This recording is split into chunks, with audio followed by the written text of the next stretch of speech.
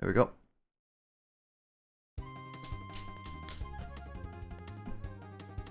Had to clean out my earbuds really quickly. All right.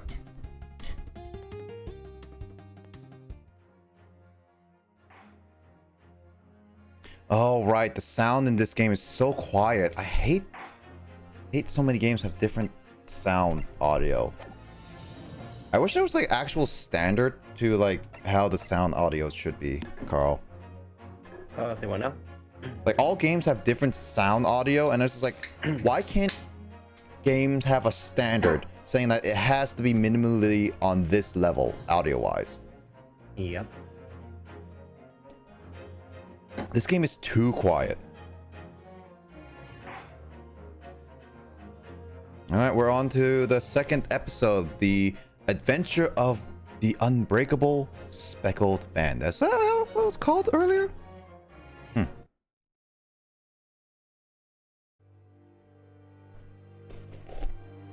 So last time we solved the case of what happened in case 1 and how a lot of things were still questioning why things were happening. Small dark room. Sholmes and I. Oh, is this the second case? Yep. Bated breath.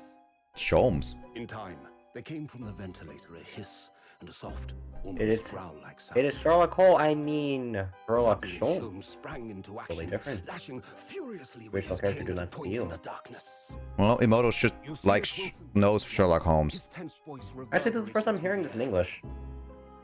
I raised my dark lantern shutter, and the This is gonna be room interesting. slowly came into view. Sholmes was staring intently at one particular So corner British. when he started whispering to me. The victim's most perplexing final words. The speckled band.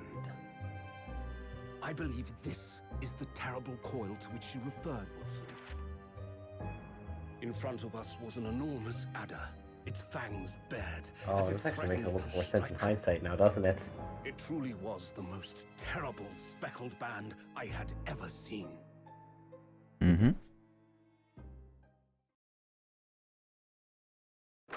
9th of January, 6:37 a.m. on the board of the steamship Buria. Was it called Buria? I don't think it was called Buria in the fan translation. For sure. Oh, okay. That's his voice. So then, let us unravel this mystery and discover what events led to this curious murder. Pray, do excuse me. The cabin door was bolted from the inside when the man was killed. No marks to suggest the bolt was tampered with in any way. So, this would appear to be a locked room mystery. Isn't this In his guy final supposed to be an moments, the idiot? victim scrawled a message on the floor. No. Almost certainly with the ink from this upset bottle. There's a reason for his madness. So the victim was a Russian. I did not. Don't And the open. letters are well formed. Because, like, the bolt does not appear to have been tampered, besides the fact that the part that holds it on there is, like, broken. You'll see. You'll see. And evidently not penned by the same hand as this message. In fact, I deduce it was written by someone of a different nationality. Oh my gosh, he's armed. He's gonna shoot someone. Nick, he's armed. This paper seal was placed just prior to the incident by the victim himself. Well, I mean, isn't that okay? Isn't that kind of obvious? Like, of course, there's going to be fingerprints or handprints on there. Who are you, and what do you think you're doing here? I do think you're doing. For maritime Polish What is club. this? We must wait. I have heavy weapons, guys. He does sound like a heavy weapons guy. In less than 5 seconds from now, I will reveal the killer to you. What? Don't be absurd. His voice could be better. Dude, this voice. No, I love this. Ah, yes, the locked room. But that mystery is paper thin. Ooh. You don't mean the culprit? Hey, who's that familiar person on the left? Who are you? And where have you come from? Oh yeah. I'm a great British consultant detective, the only one in the world. Sherlock Holmes. I presume you must have heard of me. But they weren't even trying to be subtle with it. Nope. Well, I mean, they do that to avoid copyright. I Copyright. think in the actual Japanese, they do call him Sherlock Holmes, but Yes, it is actually Sherlock Holmes. yeah, but in English, they want to avoid copyright because of the people who actually own, well, licensed to Sherlock Doyle Holmes. State. Yeah, The Doyle are State. They are absolute jerks. So in the sense of English languages, they are more against it, but in other ways, it's yeah. Yeah, in Japan it's fine because the Doyle State pretty much has nothing. Like they can't really do anything about it. But everywhere else in the world, oh, they're like, nah, Yep. it's our work, despite the fact that that's not how copyright works. Yep. But it's a different country and everything, so they have to go through multiple different ways of talking through it and all that. First appearance, 1887.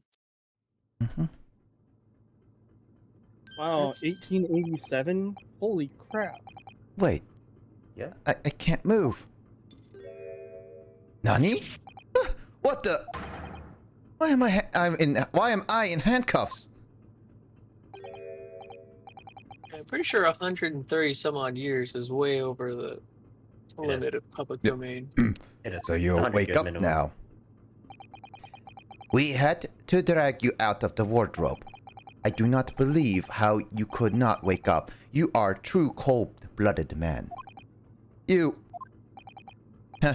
found me then. Ah, we found you, and now you pay. Ah. Criminal. With a K, by the way. How long are you hiding in that tiny wardrobe? How long are you hiding?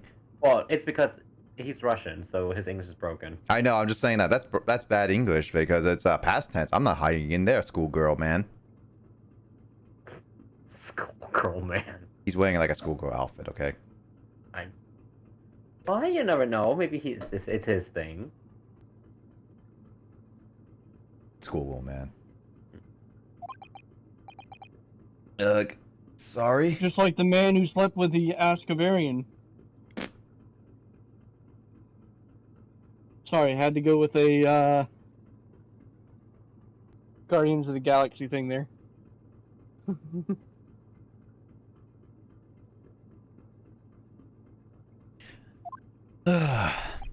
Now that you have been found, it is time to admit your crimes. Unless you want to find out how cold the ocean is, No. I'll tell you everything. There's only one thing I'd like to know from you. Isn't that... Why did you do it? Why did you take his life? Miss Susato! Wait, what did you just say? Take his life? Out of the frying pan and into another frying pan. Where is he? Where's Kazuma? Discord's doing the thing again. Complaining. Will get you nowhere. I'm the customer. I'm always right. Yeah. Ah, you pretend you do not know. You are a wolf in the sheep's pelt. You are the killer. Do not try to make excuses. What? Kazuma-sama was... Kazuza-sama's body was discovered not long ago. Here, in this very cabin. That was bolted shut from the inside. His body? Please, do not try to tell us you were doing this terrible thing in your sleep. Kazuma's dead? But he can't be. These handcuffs. Surely you don't think I have a lot to unpack about this chapter, and honestly, we'll see. I'll mention them once we get through it.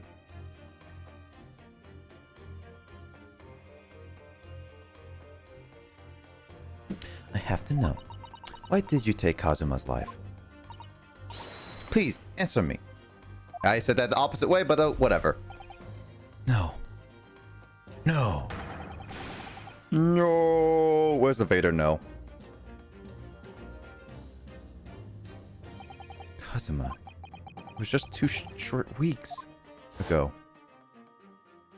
Are you sure about this? You won't get in trouble. Don't you find it... Huh? I was like, yeah, you will. You'll get in tons of trouble. Don't you find it fun being a stowaway? Besides, how else would you come to England with me to study? Really is something else when they brought your luggage in here earlier, huh? The way the Russian crewman just tossed your traveling case onto the floor. I thought I was gonna die! Yes, I still can't quite believe that. I really didn't think you would be able to fit inside my trunk. You must be even less of a man than you look. Hey! Honestly, Ooh, I thought I broke every bone in my body! man, that's kind of like a kick to the groin there. Basically, it is. That- Well, it's about 50 days until we dock in Great Britain. But if you confine yourself in to my cabin, I don't expect anyone will discover you. I hope not. I get the feeling those Russians wouldn't be very forgiving of a stowaway. They're a sturdy bunch, that's for sure. What I want to know is, why do you need to keep it a secret from the young lady? From our faithful judicial assistant, Mikotoba, you mean? From your close friend, more to the point. Surely we could confide in her, couldn't we? I don't believe she'd give me away. No. But if she knew what we'd done, that would make her guilty by association. Best that only you and I know about this. I mean, the only people really involved anyway. I suppose. Anyway, it's about time that the steward is supposed to come and clean the cabin. I know it's cramped, but you better get in there. I think it won't be for long. And anyway, compared to the hiding inside my traveling case, it'll be a breeze. Yes. But what if the steward decides to open the wardrobe for some reason? Then I'll be in for it. Stop worrying. I'll tell you what. Why don't you write "keep out" or something on this piece of paper? What? Then I could just stick it over the wardrobe, since once you're inside... Once you're inside?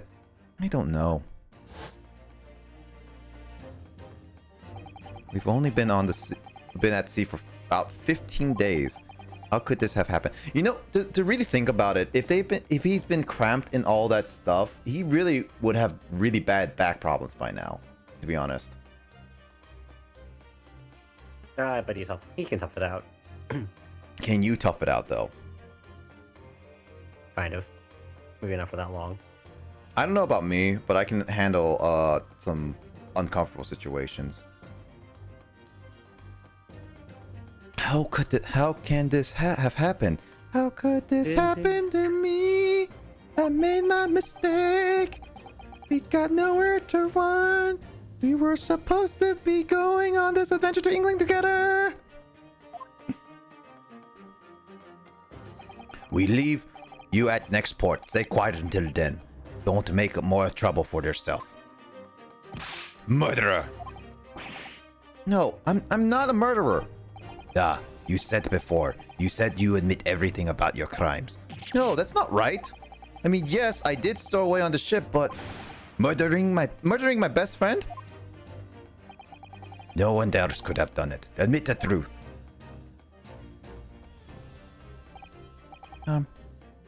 This is Sato-san? Please tell me what happened. I need to know. Very well. But there is something I would like to ask of you, too. Those eyes. It looks like she's ready to destroy me. This nightmare is getting worse by the minute. I suppose all I can do is try to find out what really happened. So, he really has been killed, hasn't he? This isn't just a bad dream? And these handcuffs. They think I did it. They think I'm Kazuma's killer? When they found him, the cabin was locked from the inside. What do you mean? There's no access to the cabin via a porthole window, and the bolt on the door cannot be operated from outside. In other words, after the crime, the culprit couldn't have escaped these four walls. You know, it kind of feels really bad to have a cabinet that only can open from the inside, to be honest. It's like, if a sailor has an emergency key, they can open it or something. Well, I mean... I feel like that's like a design flaw. I suppose. Privacy thing, I think. Yeah, but it's like, if it's a captain or someone who's like emergency kind of thing, it's like, yeah, you can have privacy, but if they emergency need to see someone or they need to get people evacuated and the person hasn't come out yet, there's like, why they need to open the door.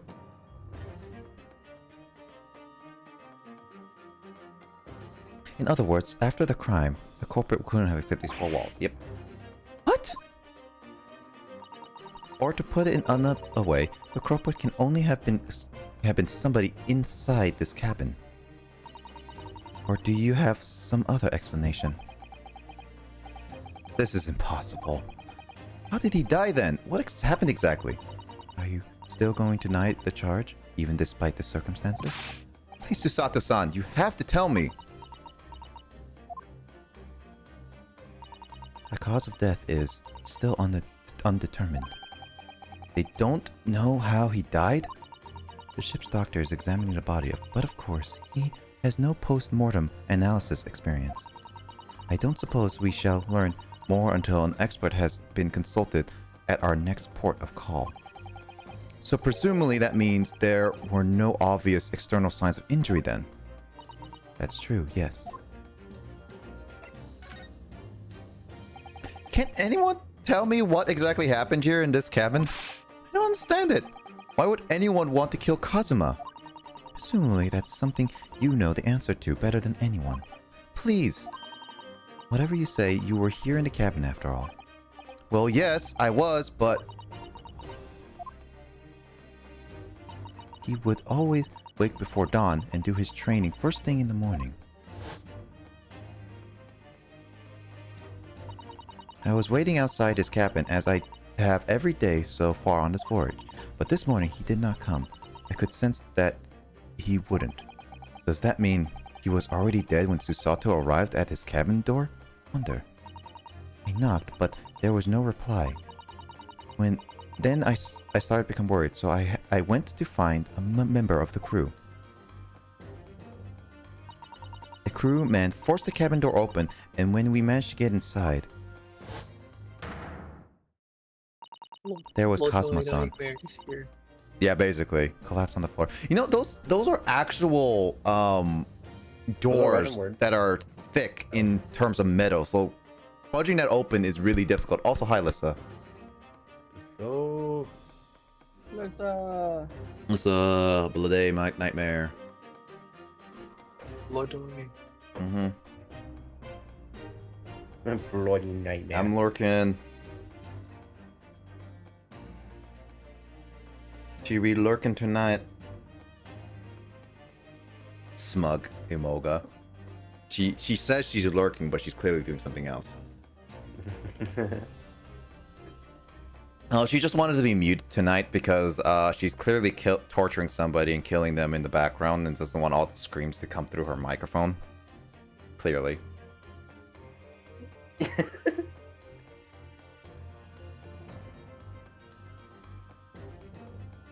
Of course. Hope she cleans up the mess. And that, well... Just play around with Imoto. Yep. Just playing Ace Attorney game for now, but later on we'll be playing Eternal Darkness, which plays with your psyche, which Imoto cannot watch. But Lissa might enjoy. And the white tape there now shows exactly where he was found, I suppose. Also, we were basically, after the first case where we were blamed for a charge of murder, and we managed to convince ourselves, we're being charged for another murder. Again. So... out of a frying pan and into a boiling pot kind of thing. Yeah, blame Lissa. Blame Lissa. I blame Lissa. You did it. Wow, rude. I had no idea anything that had happened. I must have been asleep in the wardrobe somehow. I wish it wasn't the case, but that's just very hard to believe. This is all very hard to believe for me too. Trust me. Now that I've told you everything I know, though it's my turn to ask you a question. Yes, all right. Ugh, my head feels so heavy. It's still throbbing like anything. Last night. Why were you even on board the ship, Naruhodo-san? You said something before about being a stowaway, didn't you? Oh, yeah. I'm afraid that's true. It's 2 weeks since we left Japan now, and I've been shut up in this cabin the entire time. I had no idea.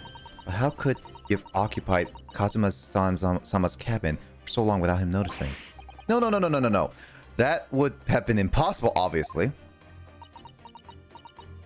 Yes, of course. Kazuma invited me. He wanted us to go to England together. He actually asked you? But why? I'm afraid I don't really know the reason myself. I don't understand. Kazuma, why do you want this? What's the real reason? Why go to such extreme lengths to smuggle me to England with you? That's like human trafficking almost. It is. Except there's consent. There's consent here, yes. I just like this is just like, huh, there's a lot of things about this.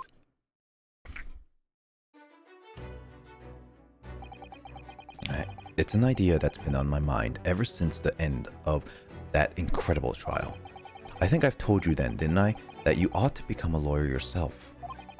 Well, yes, you did say that, but I didn't think you were serious. You have a talent for it.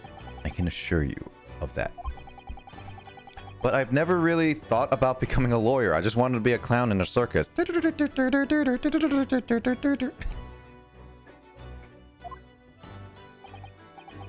Oh, that's something you can decide for yourself. London is at the spearhead of a cultural development, the center of the world in many ways. When was this era again, Carl? You mentioned it. Early 1900s. 1900s? Okay. I thought it was like Early 1800s. I thought it was the 1800s. I thought you said. Well, probably, it's like late 1800s. Like we're talking about the turning points of the 20th century. Ah! Bubbles going up my nose. Because this is post-Meiji Restoration era, and which is still hot off the heels of that, of that Renaissance. Yeah. So, or Revolution, I should say. So that's, which is around like the 1880s. Yeah, for sure. Ah, yes, the invisible wind inside the wind inside that only affects hair and headpieces. Classic. Only certain individuals have this fantabulous power.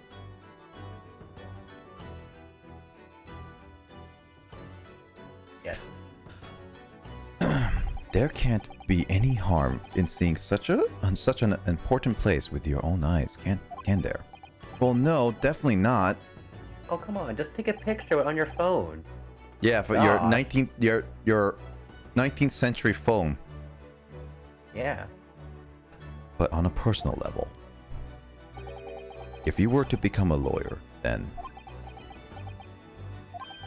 what? Nothing. Ship. Forget it. Ship. I'm guessing Evolving Skies, Matt? What? Matt opened a card pack. Wants me to open one. Ah. Well, I know that Matt. Rivers opened a card pack, but he hasn't responded to me. He said, like, open a card pack and did not even respond to me a response.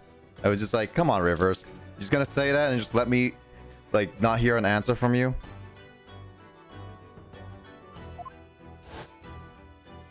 Give me a moment. I'll get to a nice cutoff point when we get there. Kazuma-sama is... He was always saying the same thing. That he wanted to change the Japanese legal system. Smug. But how are you doing, Matt? Perhaps he thought that he could do that with you. Yes, maybe. But something's still bothering me. a little. The look in his eyes then. It was darker than I've ever seen it before. Doing well, right? Yourself? Doing well. Bit tired, but overall been fine. Played a fun little game called Chibi Robo, and now playing this story-based game.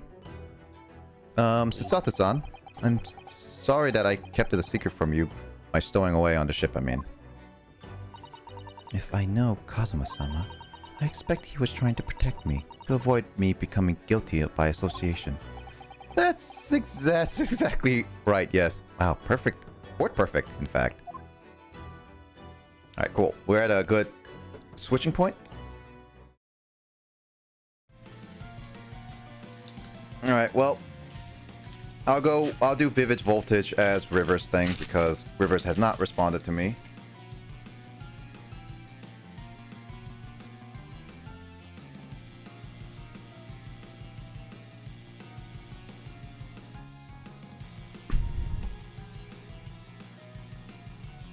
Been looking good. Well, I got Vivid Voltage. Grinding rank. That makes sense. Dark Energy. Hope you guys been doing well. Got a Matang. Got a Girafarig. Would have said dealer's pick. Of course you would have. You just like don't want to make the choice for yourself. Alistair. Chimecho. Blitzel.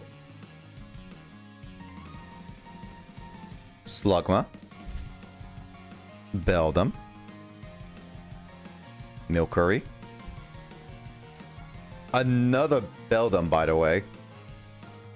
And Crocodile. Rivers is a betting man.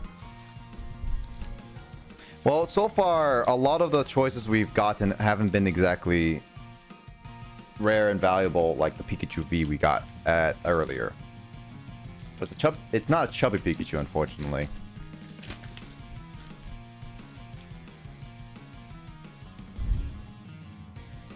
Alright, Evolving Skies, Matt, you're up.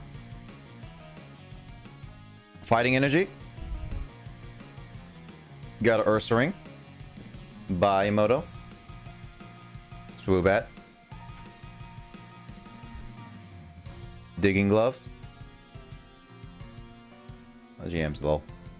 Well, I just still want to say Baimoto because you're technically left and you're not really hearing it. Stuff I don't know. Let's see. Wobbuffet. Look at Wobbuffet. Hoppip. This Hoppip is angry, Carl. Look at this. Yeah, why is it angry? Why is it being so aggressive? I think something's wrong with my camera. It's not really focusing well. You know, no matter what, you can't make that pose expressive. I swear to God. Like, you just cannot. It's the same thing like with Why Not and Much and all that stuff. Or like Whoopa. Zorua. Tentacool. And you're right about like it being a rare card, but it's not an alternative card. But it's a Draco Volt V, which is good because I actually got a VMAX of this card earlier. So not a bad pull. Not all alternative art, but it's a better rare card that we've gotten recently.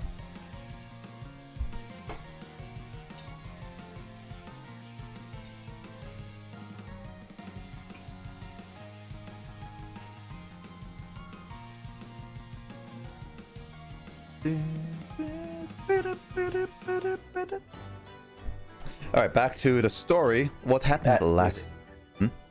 That music transition was jarring. It's like da da da da, and all of a sudden you hear this Oriental music. Blame the Xenoblade music.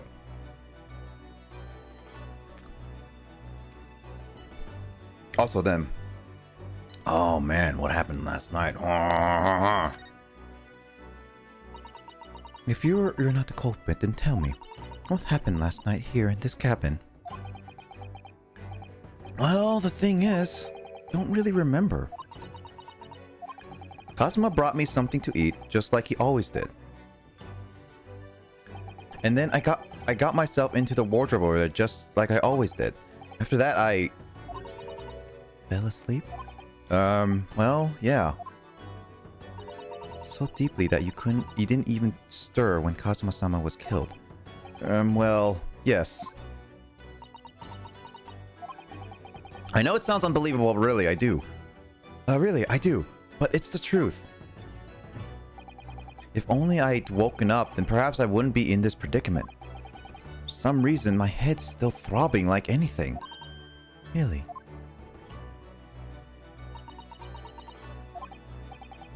Is something wrong? No, it's... Please, forget it. Sato-san, you have to believe me! Then do it! I really don't want to doubt you, but the trouble is, there is no one else who could possibly have done this. Of course. It looks like Naruhodo-san is gonna be prosecuted. Kazuma. That wouldn't be the first time. Yeah, pretty much. I don't understand why. Basically, his family's cursed.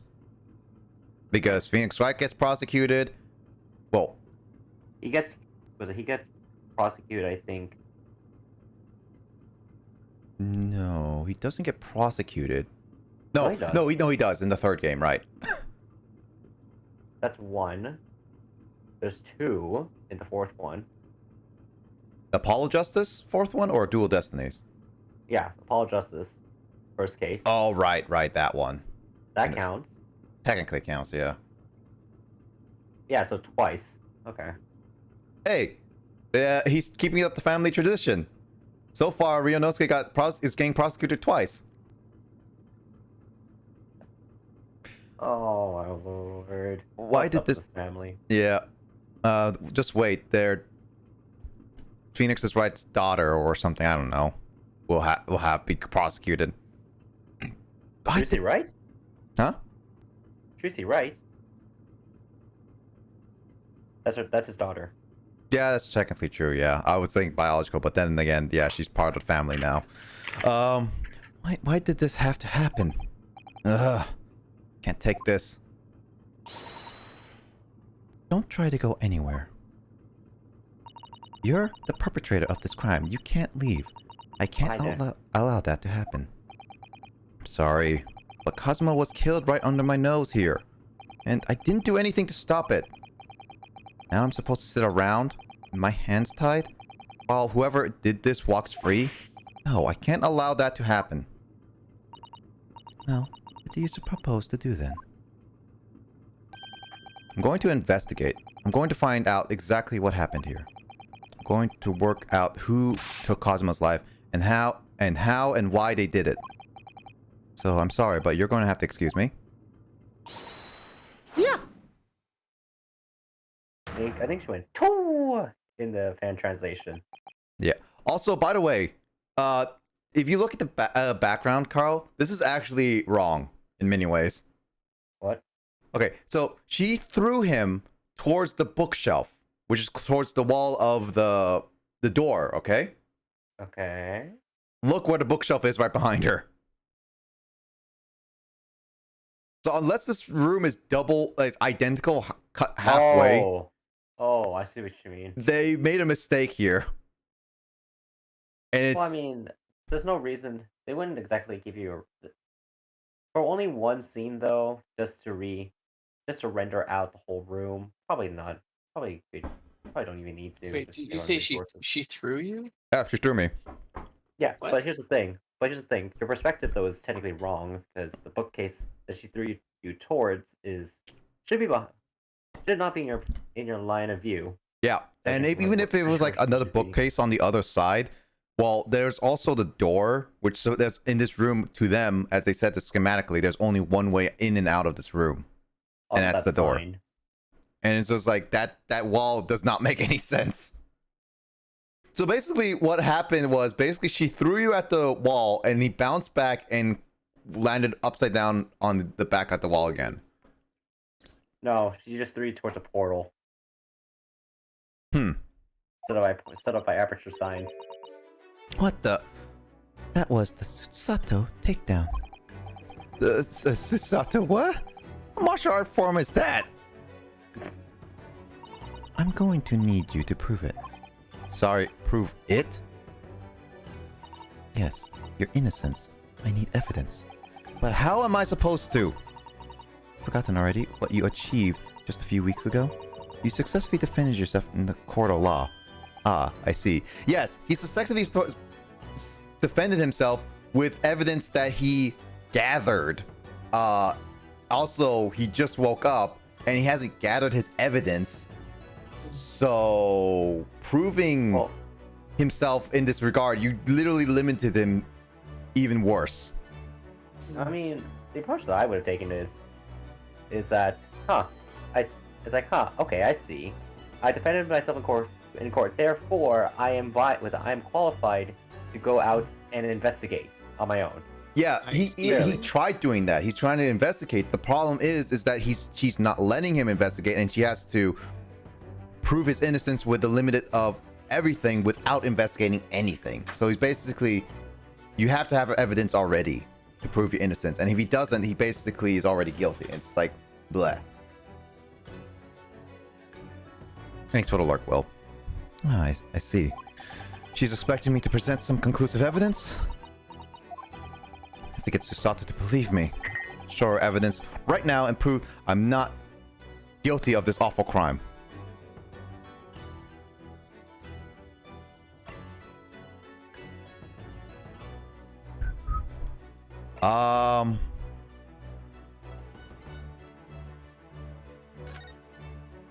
Oh, whoops, that's not it. Yes. Yes. Yes. Tell me, when I was discovered in the wardrobe before, was this piece of paper stuck on over the doors? Oh, yes, it was. I remember it clearly. I thought so. Cosmo always puts it in place whenever I went to sleep in there, just in case the cabin steward or another crew member decide to look inside. So naturally, he did the same last night as well. Yes, of course. The gentleman who discovered you peeled the sign from the wardrobe doors before he opened them. But if I were truly the culprit, I couldn't have climbed back inside the wardrobe and stuck this on the outside doors on my own. Well, I mean, there is a way, but it's a more convoluted way than you think. It requires a piece of string and, you know. Yes, that's quite true. In other words, it's impossible that I killed Kazuma. Look at my badge! Well, even if you are sprawled hopeless on the floor, I can see why Kazuma thought so highly of you. Thank you, Susato-san. Now, do you think you perhaps could help me up?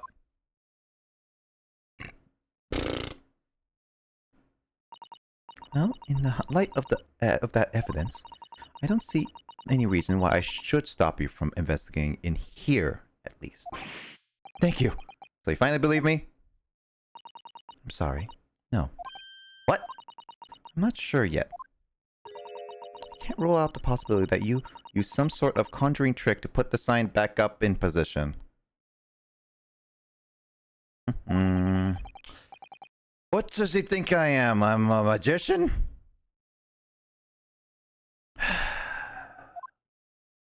Now we're getting to the infuriating part of this case. For now, I suggest you investigate as thoroughly as possible in here. I'll do the same. Alright, let's get to work, Susato-san. Please, don't misunderstand me. I still have my doubts. Oh? I shall be watching you to make sure you do nothing that might disturb the crime scene. I wouldn't want you using your conjuring trick to destroy evidence, for example. Right. Well, anyway, I should make a start on investigating in here, examine everything I can. Kazuma, I swear, I will avenge your death. He's now an Avenger. So there it is. I can't move. Handcuffs? Yeah, so basically now we're going to the game where usually a lot of Ace Attorneys do and investigate the places.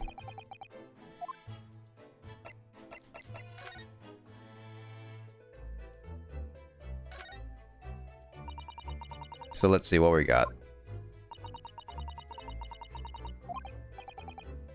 So yeah, this is like this would normally be for, I would say, like, extra dialogue here is probably the same thing as what I'm going to do with the cases, unless they're like cutscene stuff.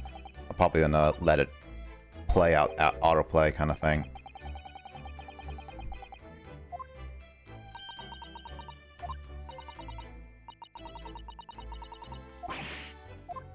Oh boy.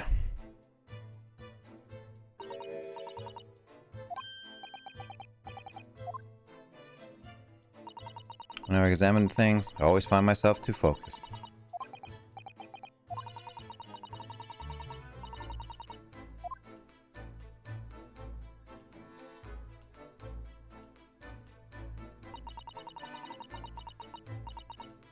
So I have to use the left and right D-pad in order to move around. Got it. That's what the touchscreen was for at the time. Also, I do like how they give the check marks in later Ace Attorney games and not like earlier where it's like you had to remember what you clicked kind of thing.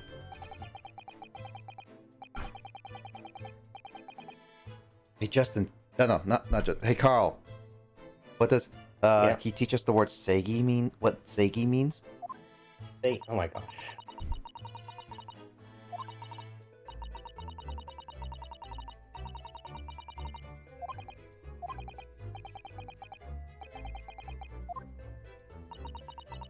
She really is really trying to attack you in a lot of cases.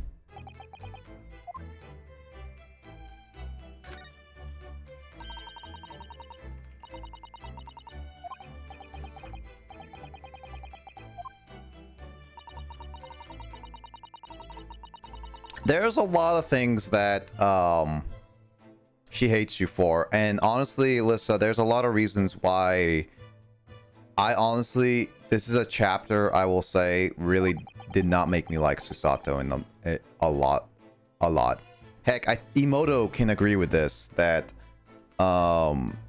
she doesn't like Susato after this chapter too. Like, this was absolutely the worst chapter for her. I mean, we only played 2 chapters, but honestly, this was a really bad introductory chapter for her, really. Because, like, to explain, Lissa, last chapter, while she didn't show up much, she basically met Ryunosuke and Kazuma, 2 of them, and they clearly met as friends. Like, heck, Kazuma, the person who died, literally was giving up a once-in-a-lifetime trip to go to England from Japan to defend his best friend from a case that he knew that he was innocent for. And he was risking everything for it. And she saw that, even helped them bring evidence. And yet here she is. Here she is, like, actually kind of like doubting a lot of this stuff and how a best friend would kill their own friend kind of thing. But again, there's a lot more other reasons why I don't like her, especially in this chapter. So this is like my first early impressions, and I really don't like her, but maybe later in this game she might redeem. But honestly, with how much I don't really like her after this chapter. It's hard for me to say she'll recover from this.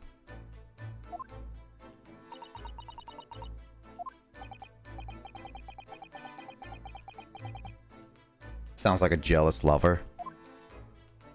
I mean, you could say that. If Kazuma was gay. What?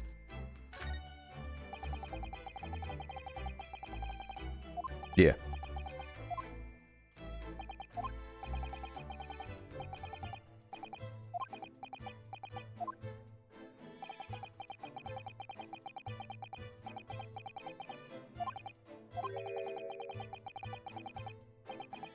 Also, there's a lot of things about this chapter that I want to say, but there's spoilers.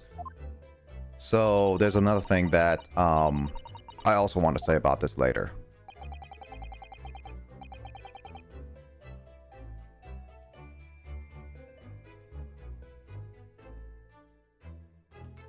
Oh, she's one of...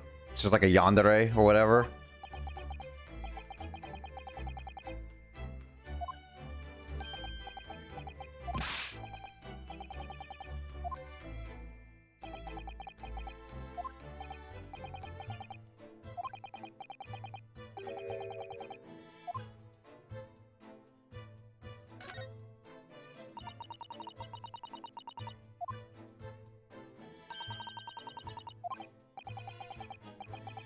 Then blames the friend to punish him for taking her love away.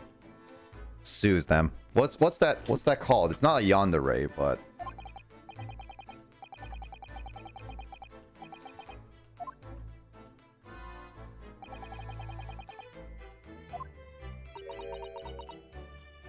push-ups.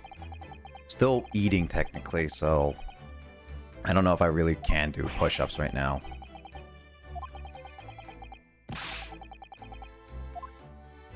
Especially since I'm actually very dehydrated right now. I'm actually starting to get dizzy.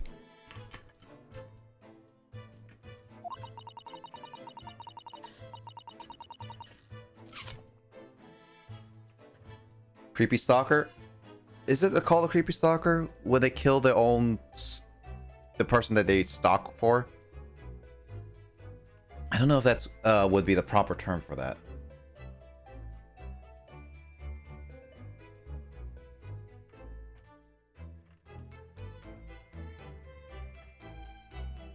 But that's what I call it. I mean, I guess that works. Not really a thermal flask, but... Oh, I mean, it's metal, I guess, so it does retain it in a sense, but it's not really that well.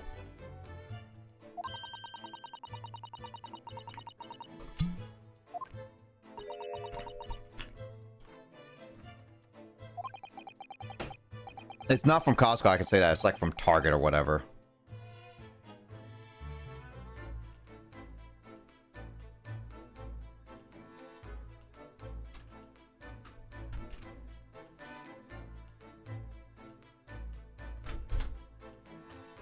I think it was from Target. Yeah, I think it's from Target. Yeah.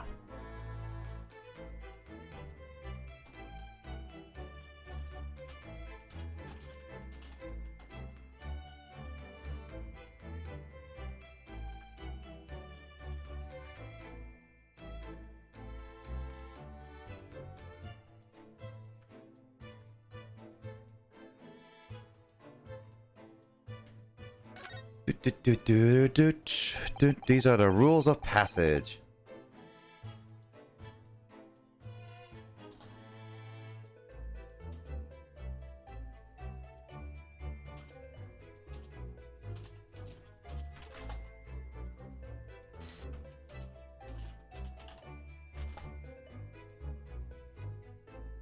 Brr. So let's see. Buria. I don't think Buria is the name of the ship in the translation. I don't think so. What was it called in Japanese, Carl? Do you know? Which one? The ship. Oh, what is it called again? This is called Buria in this translation. I don't think it was called Buria. I don't know what it was. Must not keep weapons. But he had a katan.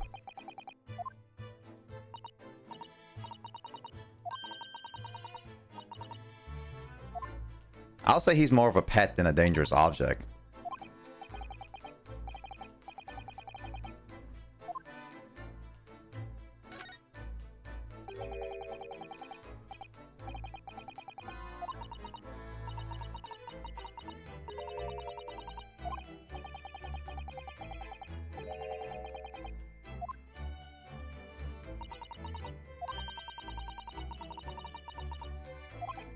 I seriously doubt it.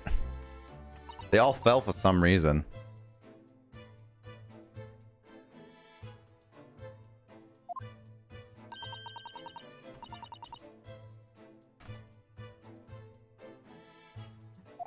No.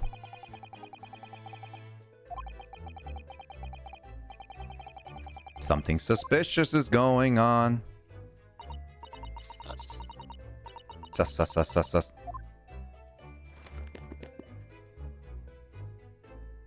Also, why did he leave space in between the books? I don't like that.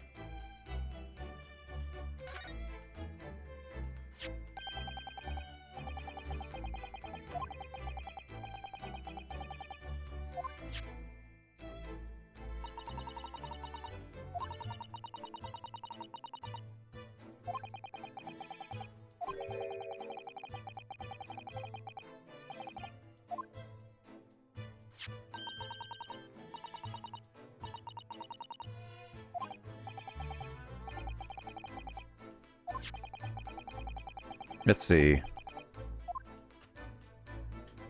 All right, so, and then now we're going to the line.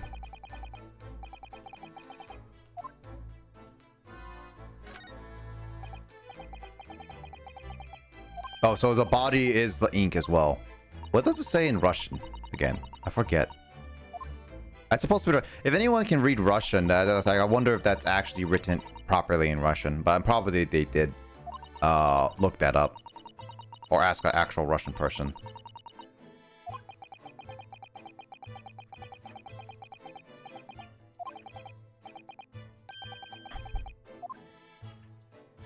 It's Russian.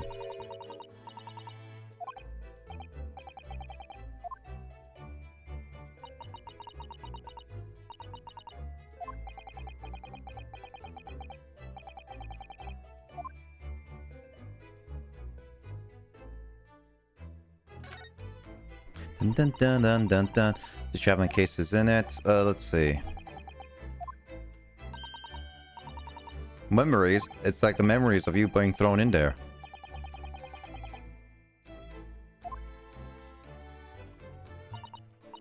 Alright, I'm gonna head off, Nick. I'll be right back. Alright, no worries.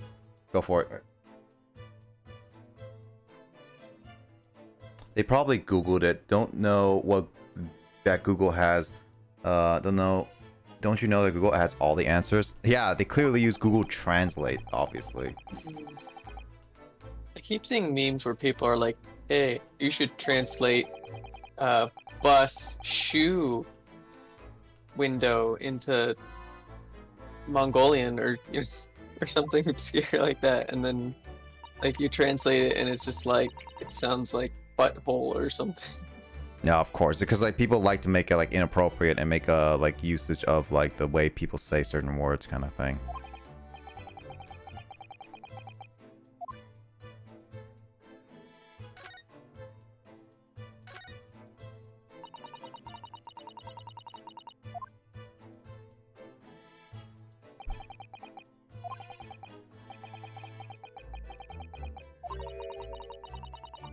That entry is incomplete.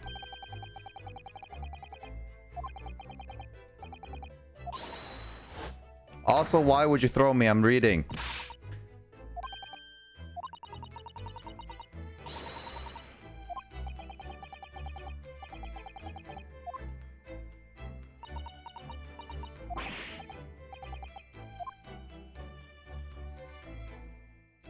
Can't read a diary. Okay.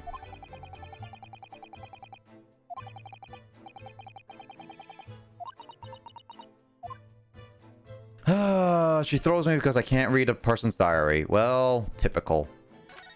Don't worry. If I ever get a chance to read someone else's diary, I'll probably throw it out as well. Some people have too much time on their hands to find that crap out.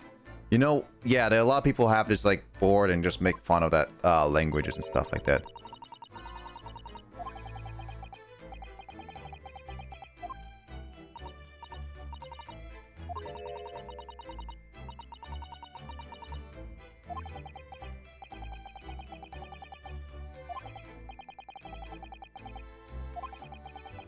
If that wardrobe went to Narnia, then it would be perfect for him.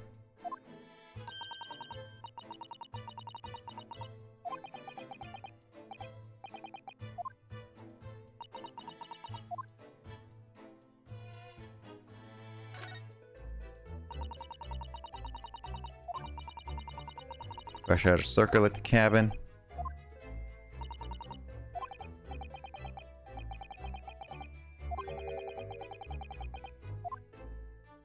Yes, it's connected to the next.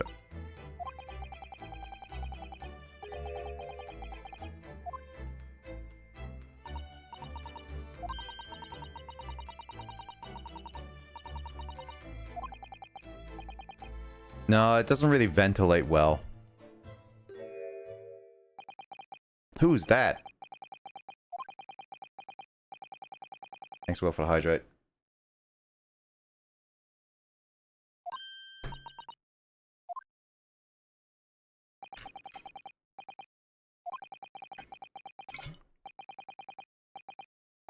It's suspicious and tall and suspiciously tall.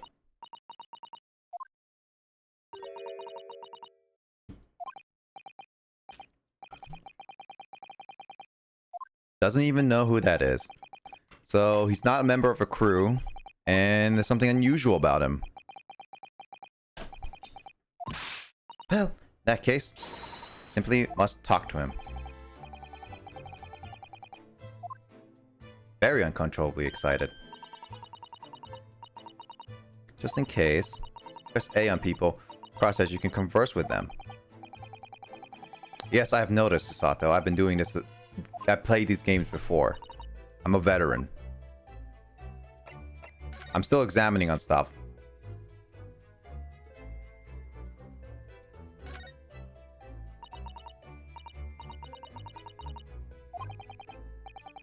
Contraption. Brr. So they do have bell cords, I guess, like in commonly.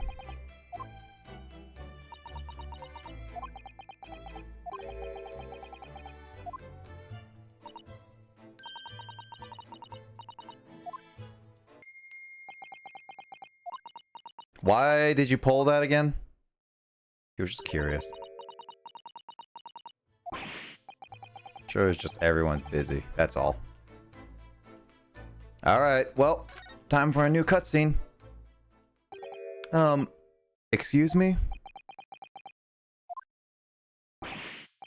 Excuse me, do you have a moment? Shh, this is a critical point in my investigation, young lad.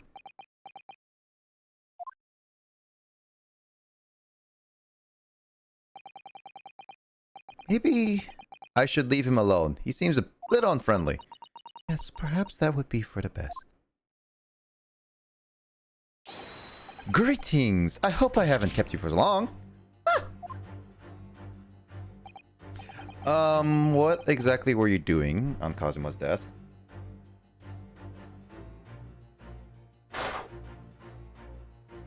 I saw something crawl on my desk for a second.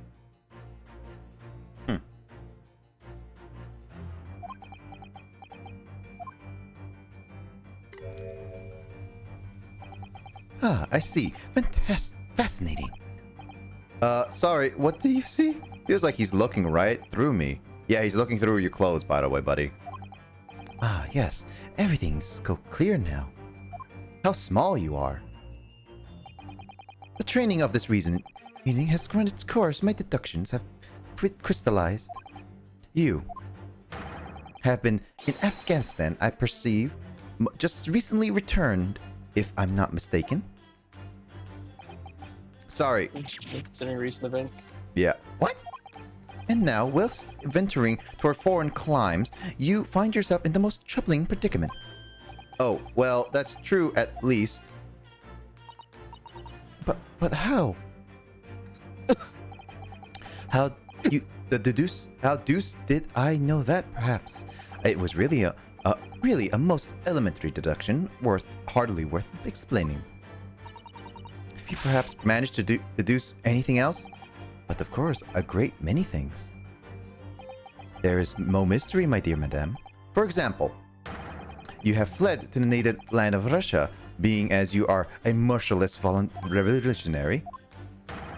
You leave 16 victims of assassination in your wake, and now travel to England to blow up the Crystal Tower. And when you bare-boned occupant of this very cabin discovered your identity, you ended his life too. That's big words. Yes, I believe that summarizes the facts beautifully. No need to hide the truth now. Nothing deceives these eyes.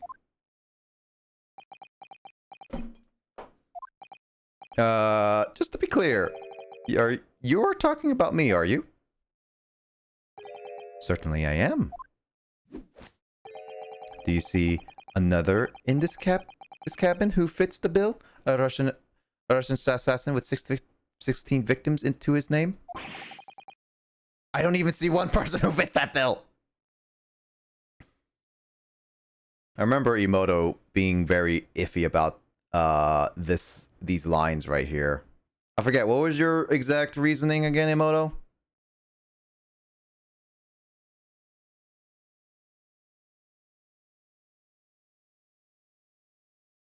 Hold on.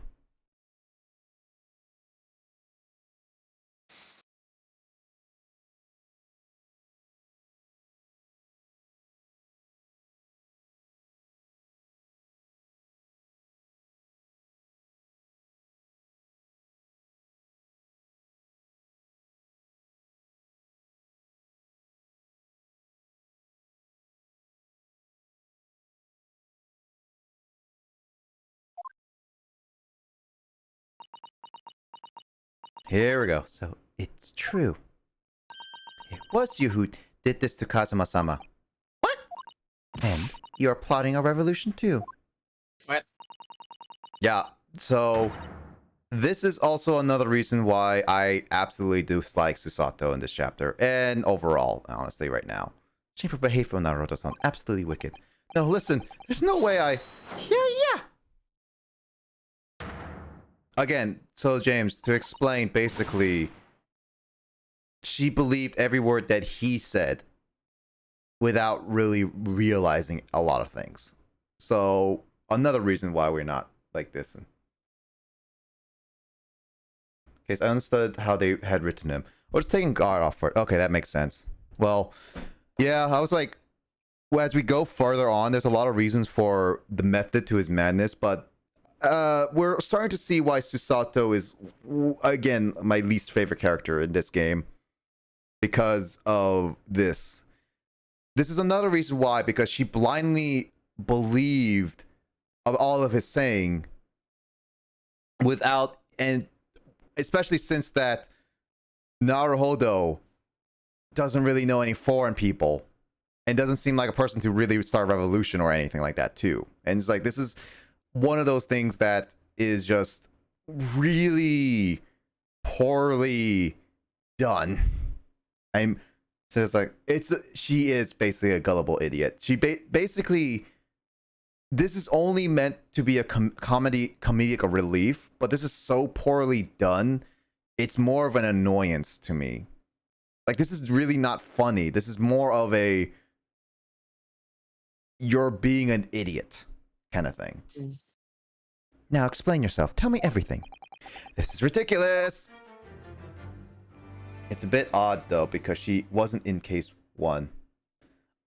She was barely in case 1, you mean? But also it's like, there's a lot of things that she knows that makes a lot of what he said, Holmes said, or like Sholmes said, very doubtful. Like, there's a lot of things, like, even if she doesn't know Naruhodo that well, there's a lot of things that he said that would instantly make a person question. Oh, she wasn't gullible in case 1. Okay, that one I can a little bit, but then again, there was not many opportunities to be gullible. Yeah, definitely not best girl material, that's sure. She's the cover girl. She's on the cover of the game, but she is not, like... Yeah, she's on the cover of the game. She's like right next to Naruhodo to his left, or on our right, basically. But she's the cover girl. But there's a lot of things I don't like about this.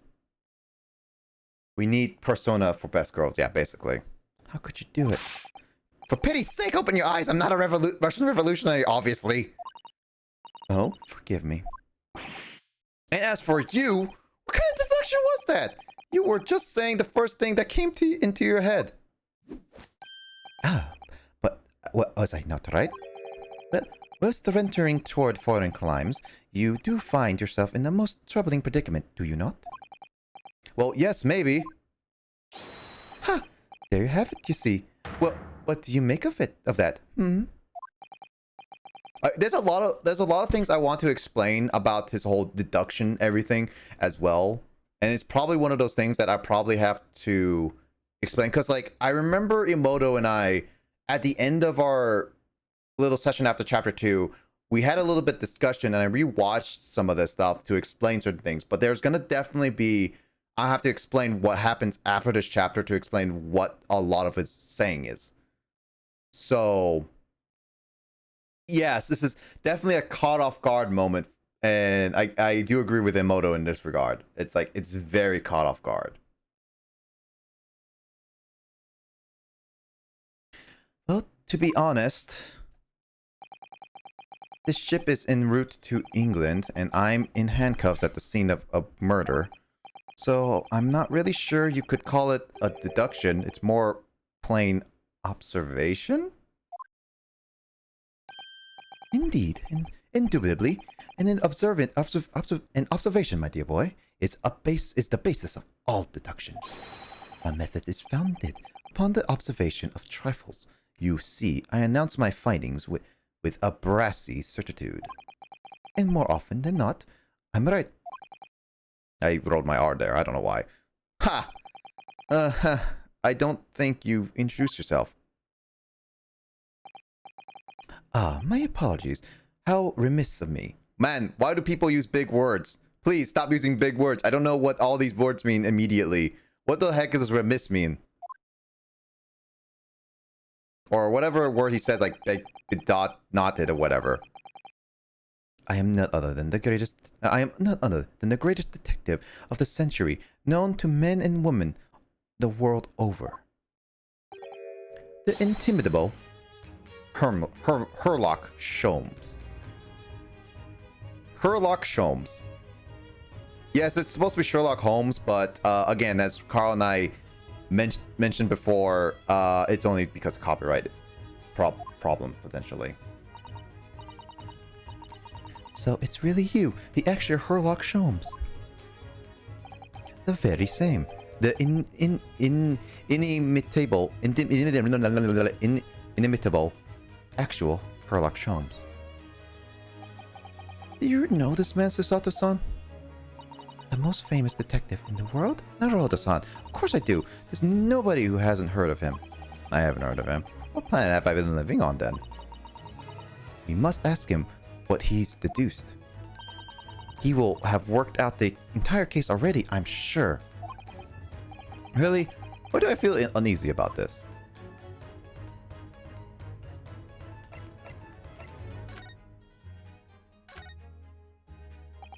So, you're a great detective, are you? Sorry, what was your name again?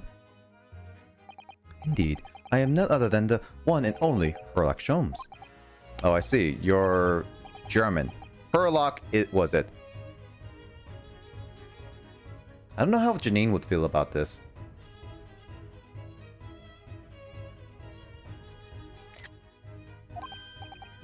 No, I have no her. I have a hair. Please call me Sholmes. Hairlock Sholmes. Oh, so he's Hairlock Sholmes. You can read all about my exploits in this exciting London publication. Oh yes, Rant's Magazine. Rant's Magazine, full of wonderful short stories and interesting articles from Great Britain. I never miss an issue. I have it sent from England especially. How do you do that? That's a lot of, like, imports. And yes, here it is. The Adventures of Sherlock Sholmes. So you're the protagonist in this series of short stories then? Indeed I am. And you've read so many of your own stories that you start to think you really are a detective. Make no mistake, I'm not the poor deluded fellow you take me for. Your inference is backward. Backward? My trusty biographer records my greatest detecting achievements and chronicles them in the magazine. You have a biographer? Do you? Doesn't anyone? Mine goes by the name of Dr. Wilson, presently keeping shop in London. Dr. Wilson. I must say, thanks to that publication, I've been fantastically busy of late.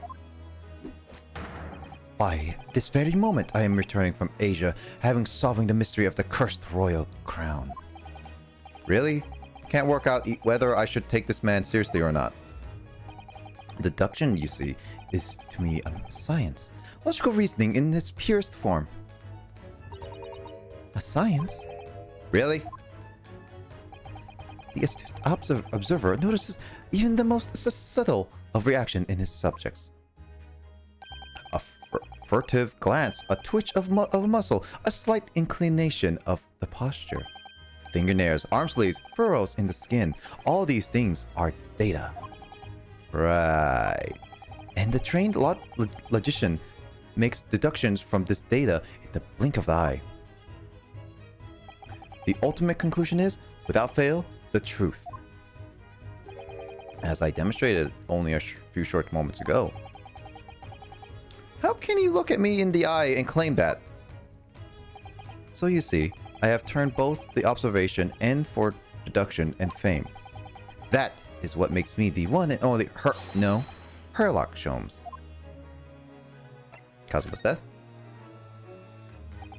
Have you managed to deduce anything about his particular case yet? Have I deduced anything, my dear fellow? Who do you suppose discovered the culprit in the most cunning hiding place? That's right.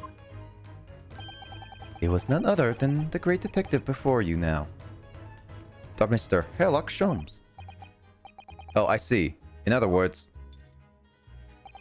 I'm in these now because of him. And I became anxious about Kazuma-sama this morning. I summoned all the crew members to force the cabin door open. And I concealed myself among their number, gaining entry into the scene of the crime. Yes, luckily for everyone, the great detective, Herlock Sholmes, was on board. And the handcuffs seemed to be an excellent fit, Mr. Naruto. Ugh. The very moment I laid eyes on the scene, two facts were immediately apparent to me. Oh, really? Two facts, you say?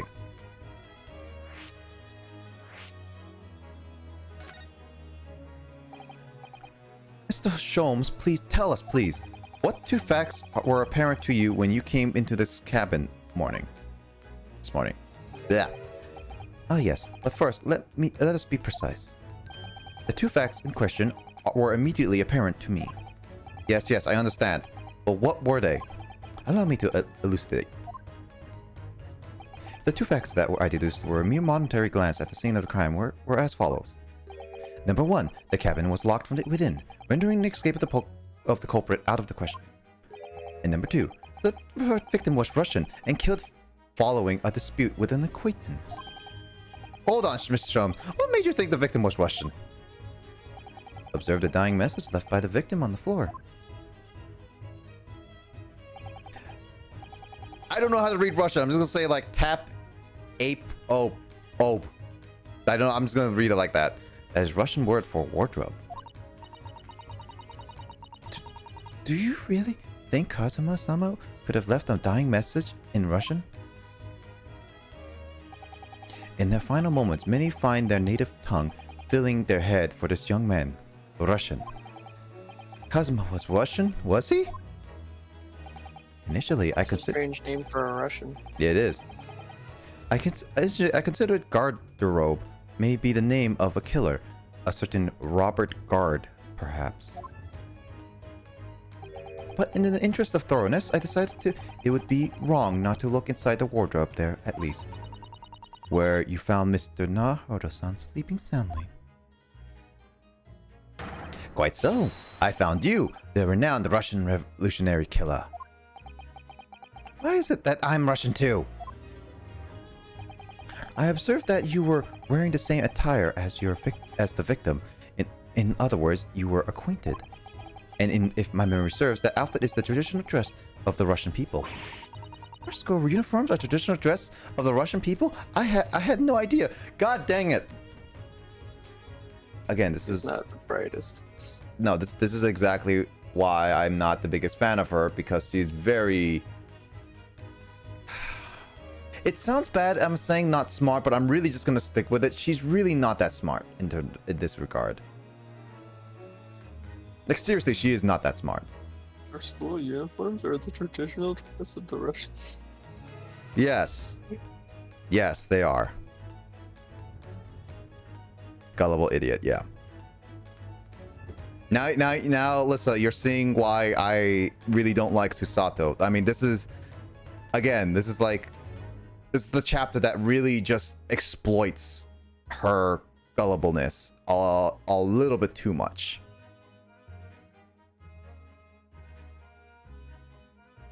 I swear, this is just painful to go back through again. Honestly, I wish I kind of wish I could skip chapter 2 in a sense, but it's a proper story segment. Yeah, once or twice, it's fine, but this is just excessive. Yeah, also, by the way, Alyssa, I don't think this is going to be the last time we're going to be seeing this, by the way. And this chapter is long. Like, the first chapter I did was, took about, like, 6 hours. This chapter is also long. So this is only, like, we're only getting close to a third of the way in through this chapter. And I'm already knowing what I'm doing. So there's that. Yeah, my camera is...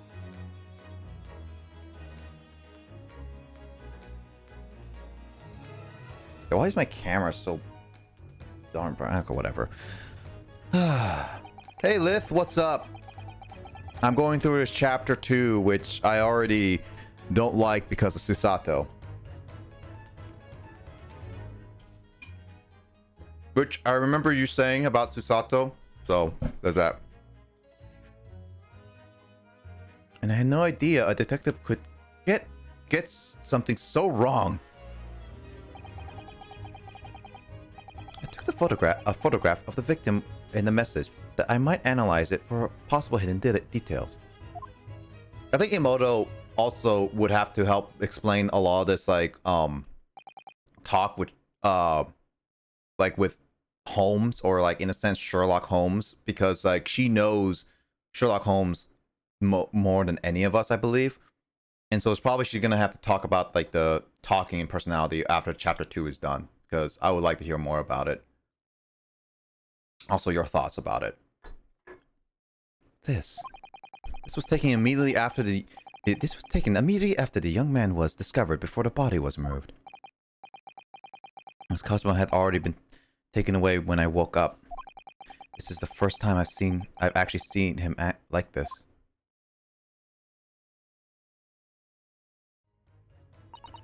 Are you alright, Mr. Naruto?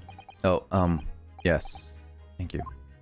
The photograph of the crime scene has been entered into the court record. And she actually asks you if you're alright. Talk about, what with Holmes? I'm saying, like, after this chapter is done, your thoughts about how he talked, because you clearly know more about Sherlock Holmes and why he talks like this kind of thing. Is what I'm saying. Can I ask you something, Mr. Holmes? Sherholmes? What? Pray. You mentioned Russia before as well, didn't you? You know, when you said I was a fearsome revolutionary fleeing from Russia and all that. Ah yes, the train of reasoning that led me to the truth. Would you mind explaining that train of reasoning to me, do you think? I don't know, I have to say Russian. Yeah, I found this chapter very annoying. Yeah, there's a lot of things about this chapter that I don't like, and I'm gonna see if I can get through this chapter relatively quick, but I do want to read it and get through every detail when we got to. Certainly if it interests you. How many times? I'm not Russian! I don't speak Russian.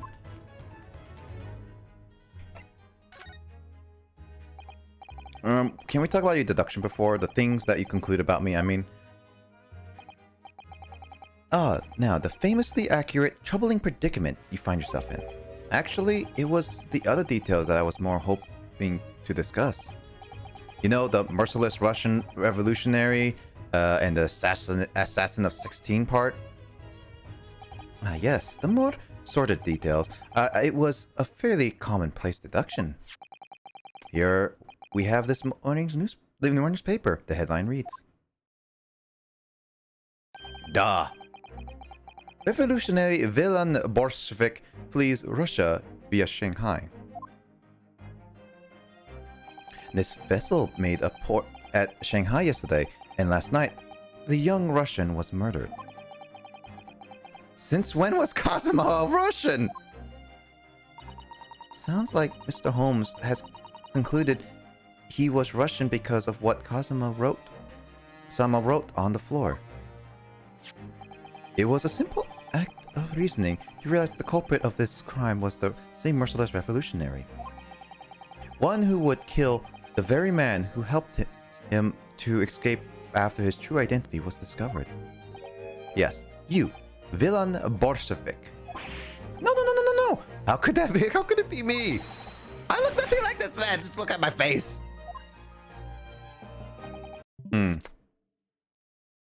Looking at the cover art, I can see the resemblance. Clearly, he just shaved his beard. Just give him a hat, give him some glasses, give him a big trench coat and gloves, and just put on the beard. Looks exactly like that man. Well, you are the fearsome revolutionary after all. Therefore, you have no doubt to learn to revolutionize your parents as well. Please. And I might add, your name does not appear on the ship's passenger list. Need I say more? Well, that's because I must stow away. What about the other details? The 16 victims of assassination and blowing up the Crystal Tower. Well, yes, the journalist clearly interviewed the man and printed all those particulars in the article. The deeds the man has perpetrated thus far and those he is plotting. Yes, everything about this revolutionary Bolshevik was included. There'll be no mistake. Do revolutionaries usually agree to interviews with newspaper reporters, I wonder? Sometimes, depends on the publication. And what about the part where you said I was just returning from Afghanistan? So quite clearly stated in the article.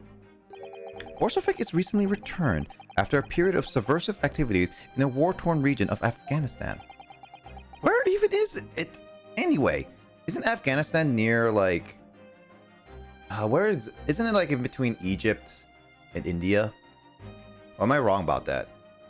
I don't know about that geography that well. This Afghanistan place. Hi, Kyle. When does this game take place? Early 19th century to late 18th century, 1900s to late 1800s, and it's kind of like the turning point of the 20th century. Geography. Kyle, tell me where that is.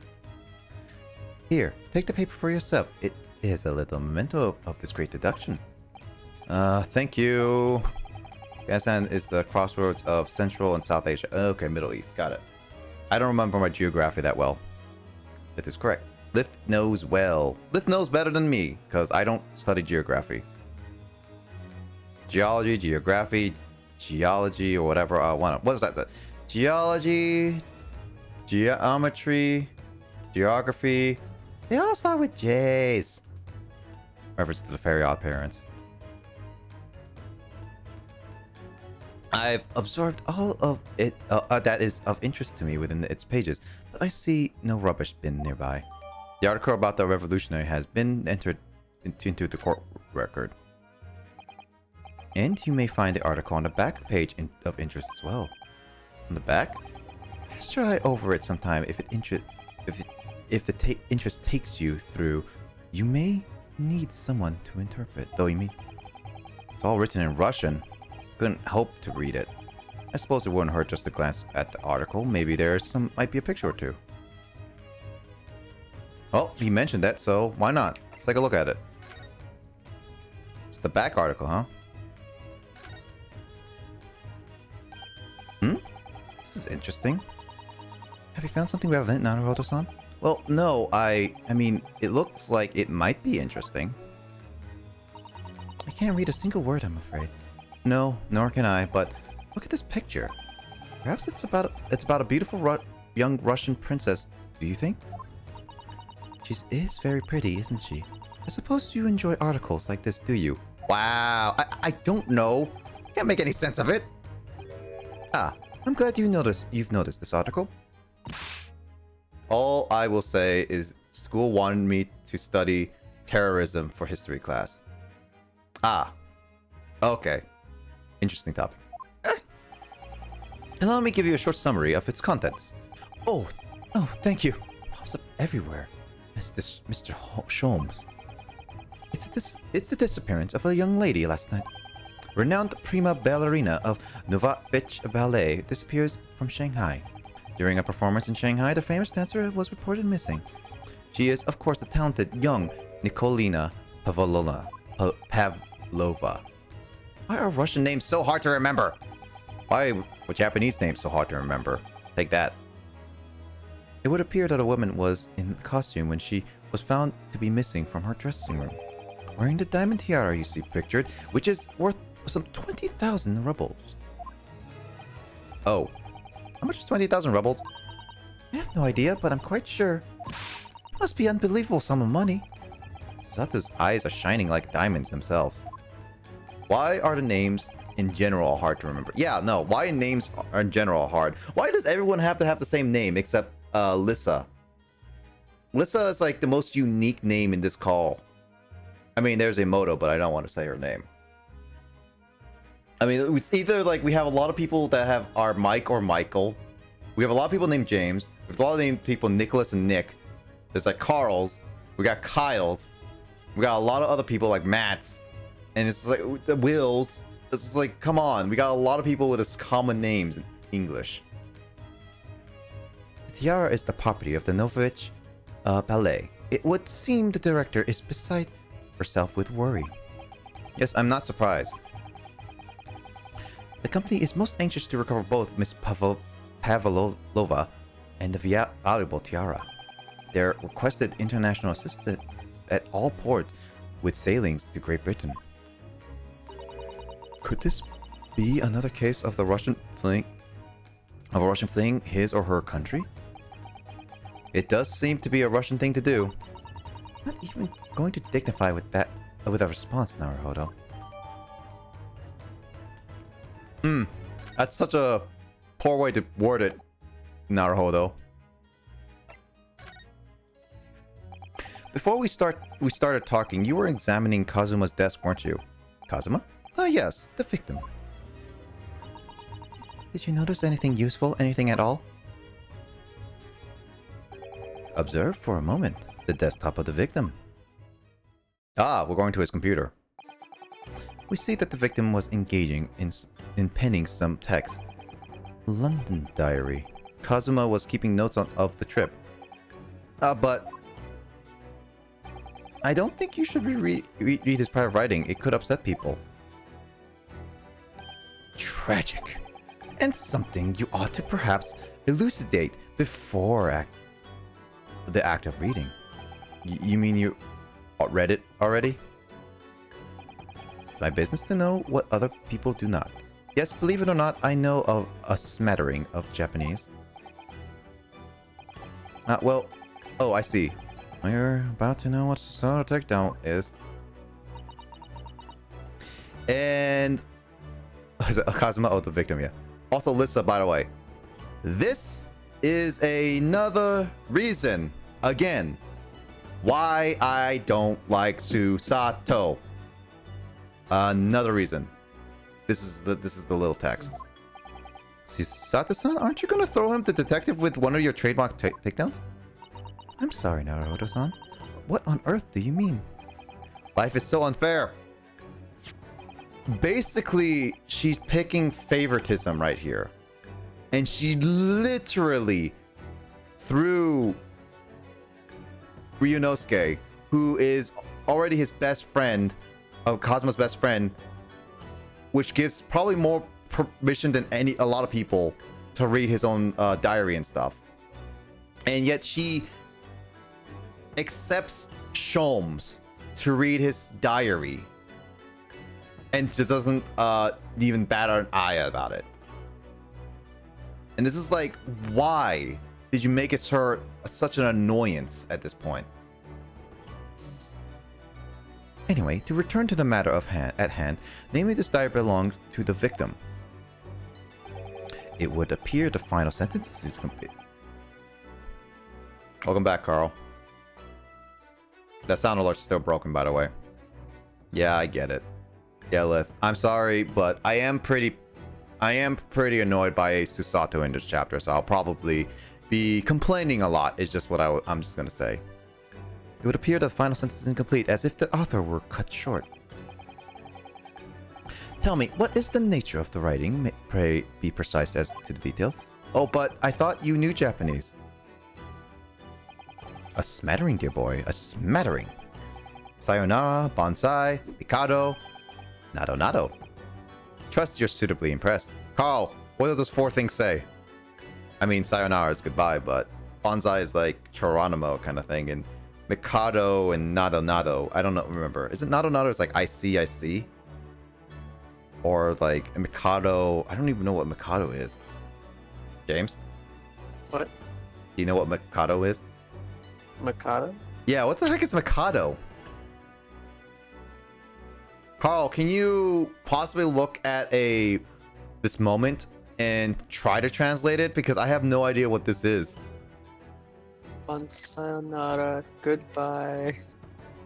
Is it Nado Nado? I'm assuming is I see. Is that right, Carl?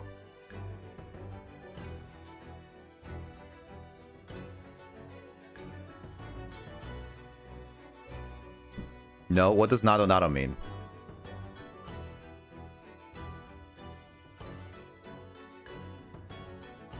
Is that like no then? Nado Nado kind of means so on and so forth. Okay.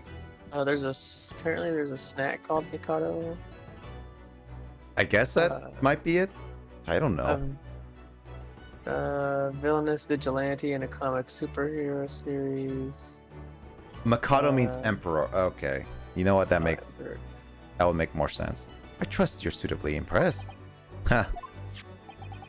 But this diary is littering with complicated looking characters of which I can read precisely none. Oh, so what was all showing off about before then? Mikado, if a title given to an emperor of Japan, from what I remember. Yeah, that. Okay, so that is it. Wait, I'm right on the money with Nado Nado. Okay, cool. So if you so kindly show me, I would be happy to read it for you, Sholmes. Much obliged, my dear madame. Now she's reading the diary instead of Ryunosuke, of course. The final entry here in Kazuma-sama's diary consists of 2 short sentences. The first reads, 1:23 a.m. I can hear a faint whistling sound. A whistling sound? These very deep waters. Pray, go on. Dang, my Japanese OD. The second sentence reads, 1:35 a.m. What looks like some sort of speckled band is dangling from the ventilator grill. A speckled band? What on earth does that mean? I have no idea. I never heard that expression before. The ventilator grill, you say? The man was presumably referring to the lattice there on the wall, which connects to the adjoining cabin. Yes, the adjoining cabin. Cosmo's diary has been entered into the court record.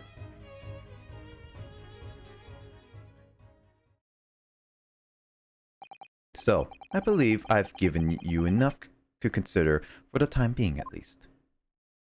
Do you have somewhere to go?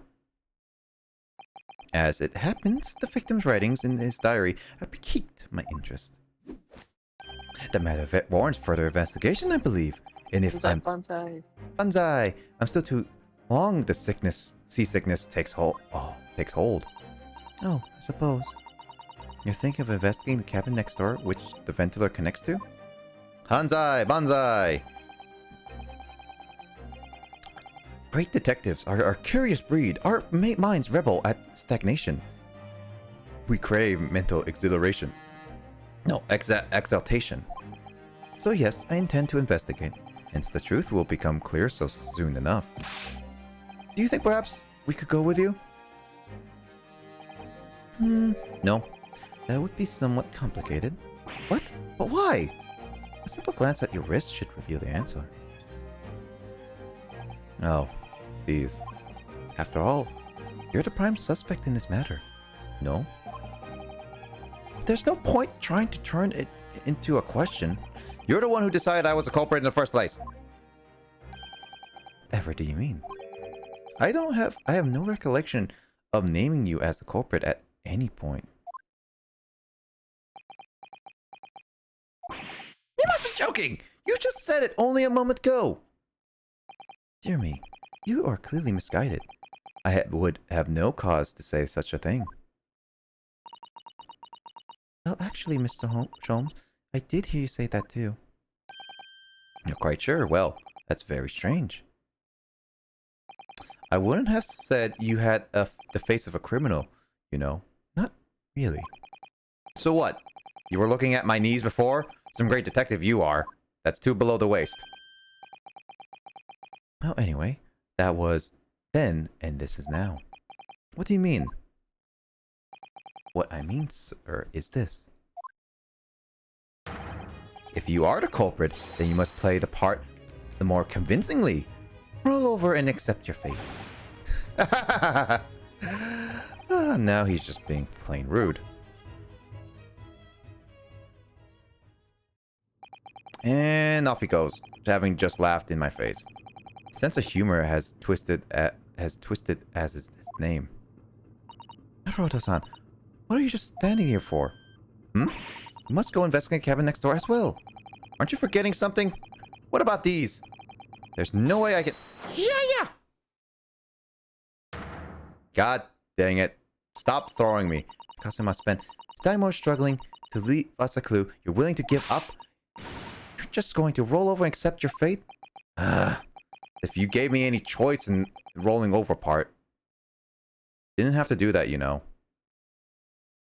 I love Sholmes as a character. His whole outfit is fun to draw. His Sholmes as a character is fun, but there's a lot of confusing aspects of him, which we're probably going to go discussion after chapter 2. I think we still have some investigation to finish off in here first, don't we? Let's carry on examining what we can in this cabin while we wait for a chance to slip next door. Good idea. The situation does not look good for me, but there's still things I can do for myself. And I owe it to Kazuma to do everything I can find way out of this and bring the real culprit to justice. Bye, Mike.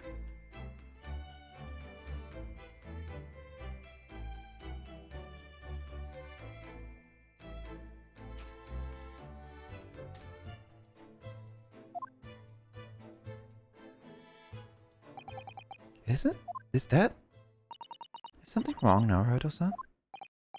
Oh, no, it's just that crew member man standing by the door. Can't help feeling I've seen him somewhere before.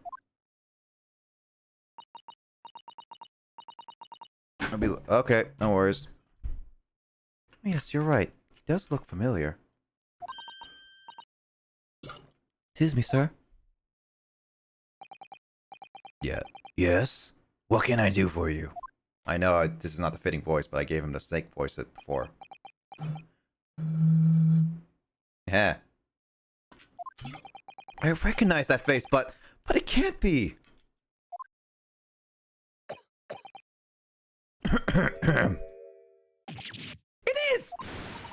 Didn't know you were here, Inspector Hosonaga.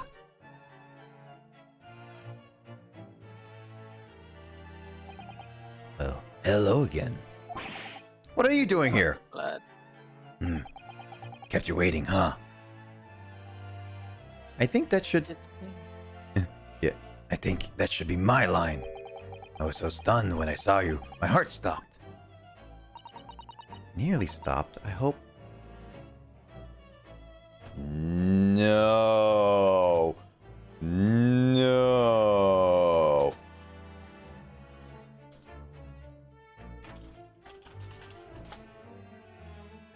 I'm just gonna say Moto no. Moto, you know how long this case is.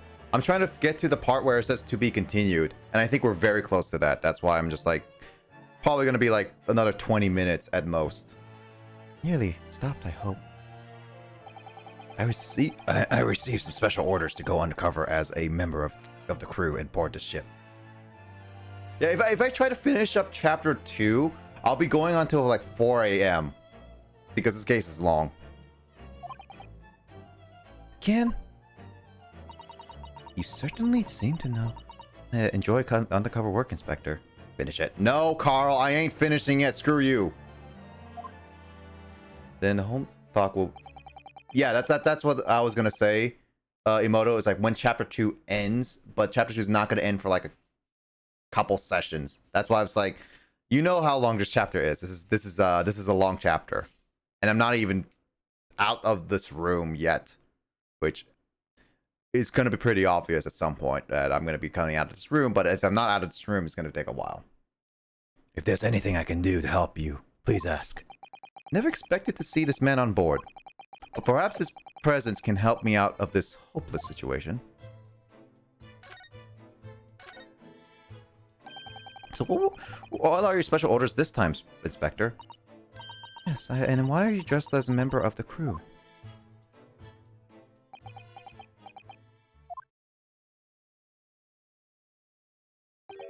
I'm so sorry. Hmm? This is all my fault. I take full responsibility. For what? My orders were to act as Osasaki's-san's bodyguard.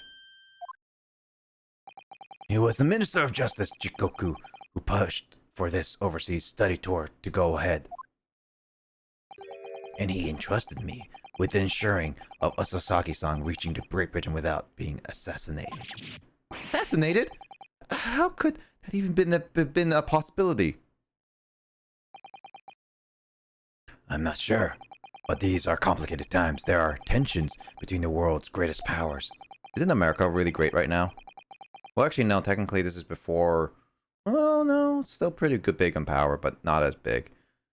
Minister Jigoku said we should be prepared for all eventualities. You're a terrible bodyguard, Hosonaga. You know what? I agree with that.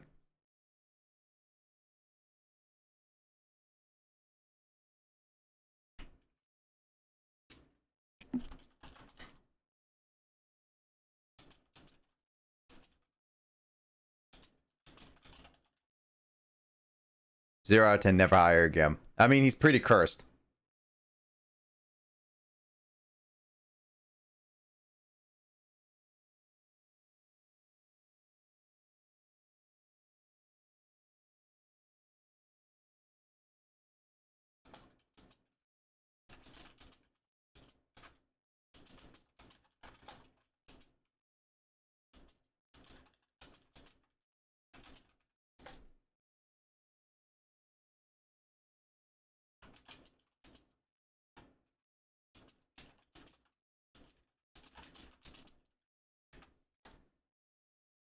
This is incredible.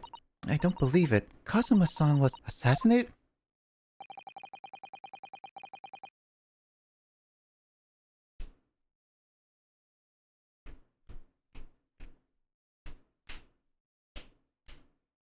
Literally what I want to say. Yes. No, he was not assassinated. He just fell asleep and died on the freaking floor. Also wrote Russian. Yeah. Yeah.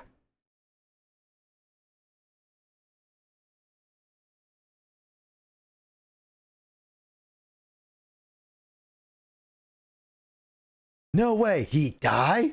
Yeah, basically. Obviously, he couldn't give Osasaki-san a visible security escort. Which is why I'm undercover now, posing as one of the crew.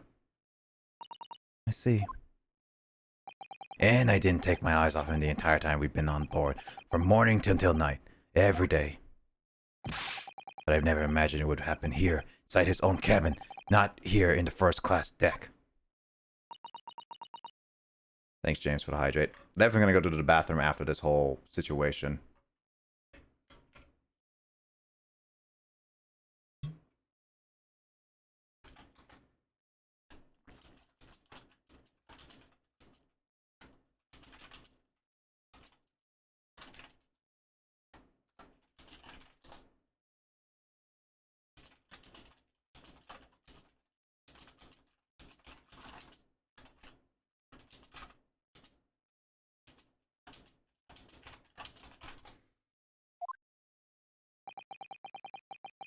I failed miserably at my assignment, and Osasaki-san is dead as a result.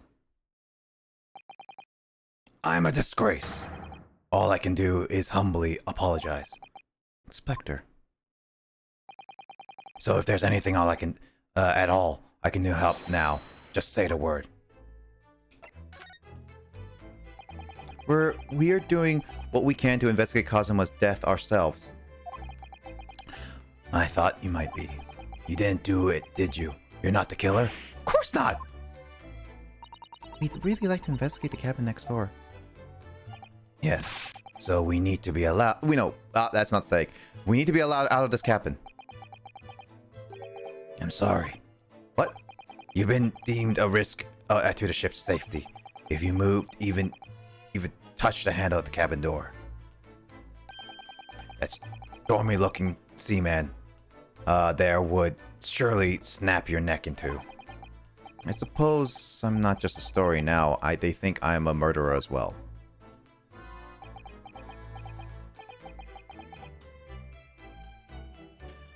Would it be possible? Give me something to work with. Do you think I'm going to need something persuasive? What do you mean?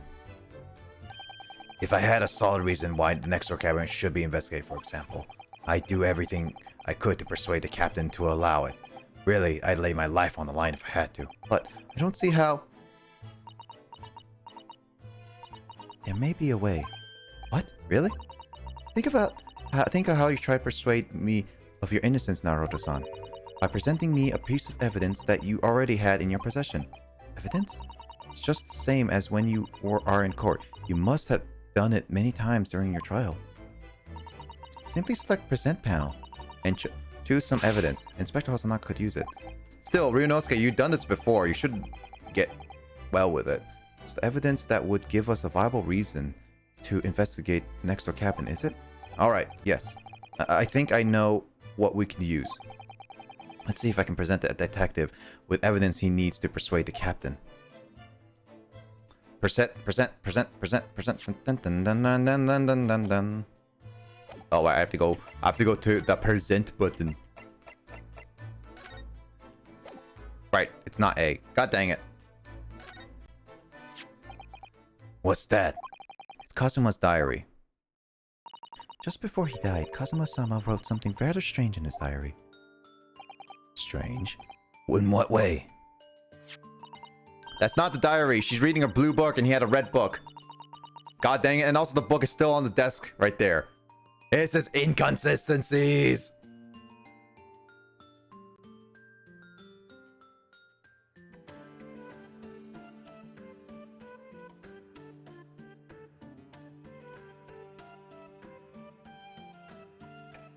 He wrote that looks like some kind of speckled band is dangling from the ventilator grill. I like to call it being lazy.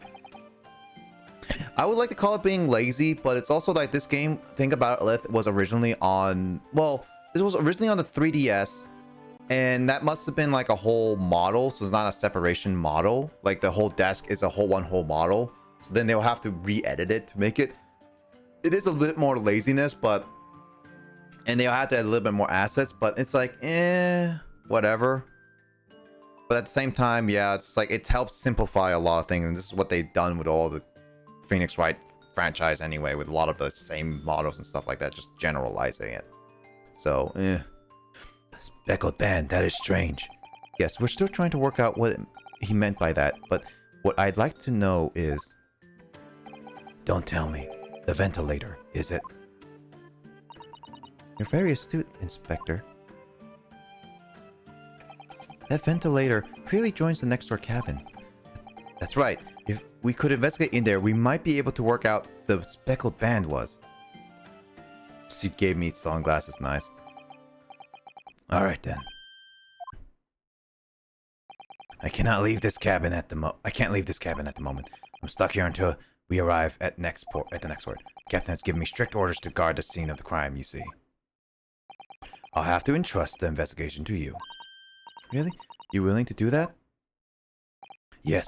As long as you don't leave the first-class cabin area, I'm afraid I can't remove I'm afraid I can't remove those handcuffs, though. But what about the captain? Aren't you going against his direct orders? I'm a man of my word.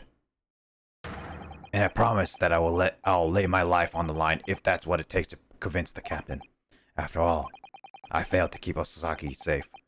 This is the least I can do. Thank you. Let's seize the moment then, Naruto-san. Select the move and we can leave the captain at last. Move. Alright. See what we can find out.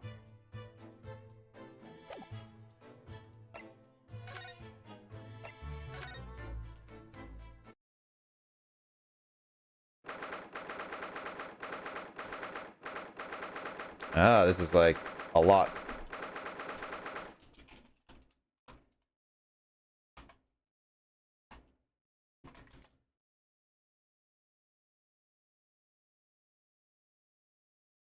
Give me a quick second. I want to do.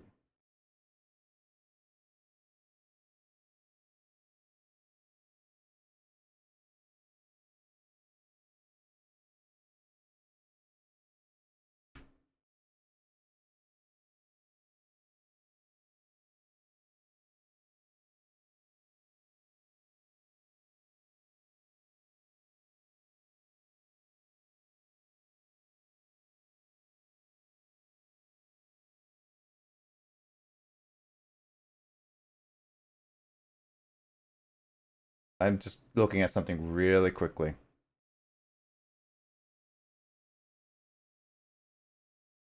Oh, Matt. Hey, Matt. Sound alert's still broken. Just FYI.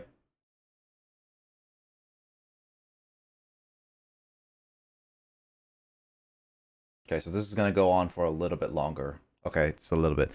Hey, what's up, Matt? I wonder why, Matt. I don't know. I have to really fix it. I haven't got around to actually fixing it, is what I have to say. But hey, Matt, we're about to. Once I finish up this little section, I should be able to get into Eternal Darkness soon. Phew, I finally out of that cabin.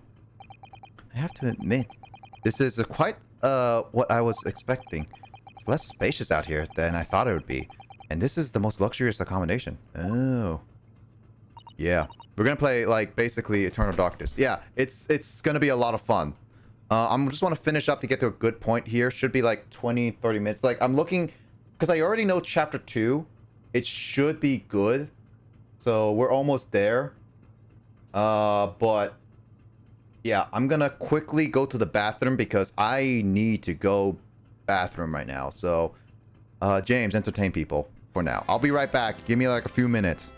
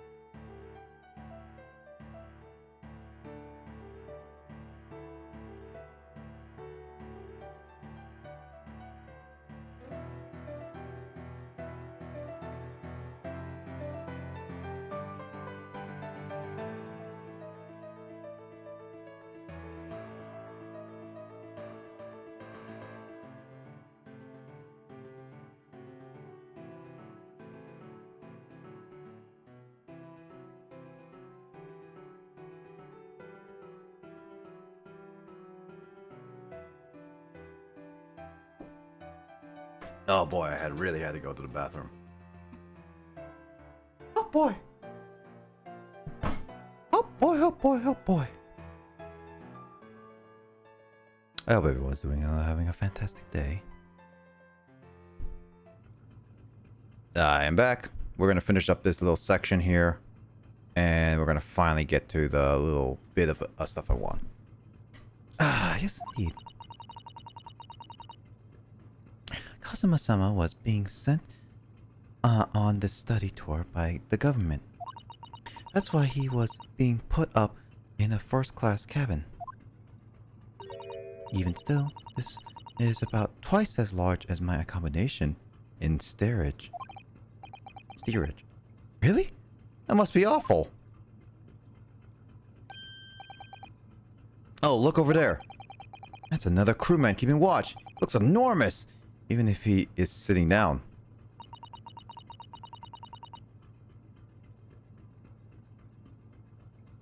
The door next to him leads to second-class accommodation. I suppose he's making sure no one comes in here and who shouldn't. I suppose, like people in handcuffs.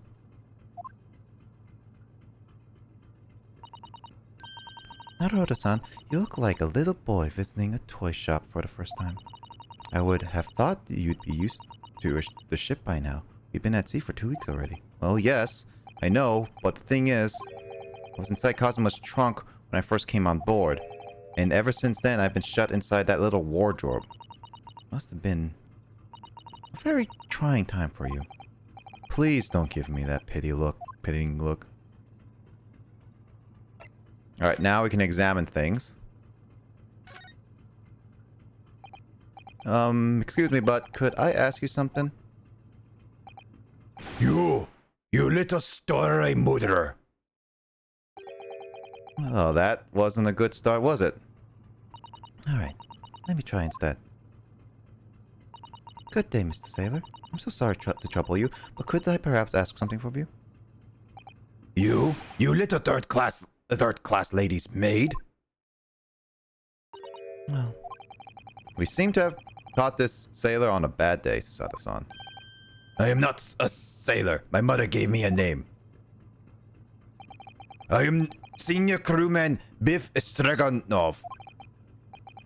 Woo, the best thing is just to avoid eye contact, I think. Mr. Stragonov, about this first-class cabin area. Here we are in the finest steamship for very important persons. What sort of a very important persons? Government officials, kings and queens traveling in secret. Many important persons. This is why I'm always guarding this place. Gosh, that's amazing. But somehow I let stupid stowaway inside. I want to pick you up and throw you in the ocean, but Stragonov is not animal. Thank you.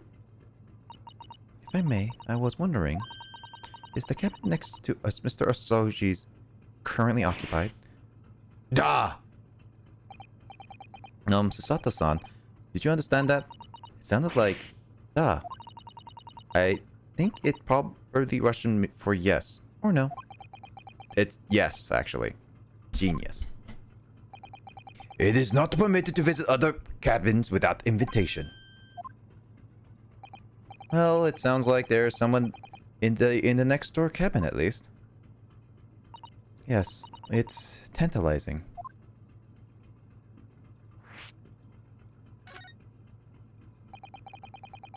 Could you tell us who's traveling in the cabin next to Soji's? His name is Grimsby Roylott. He is very important Western gentleman. Western gentleman?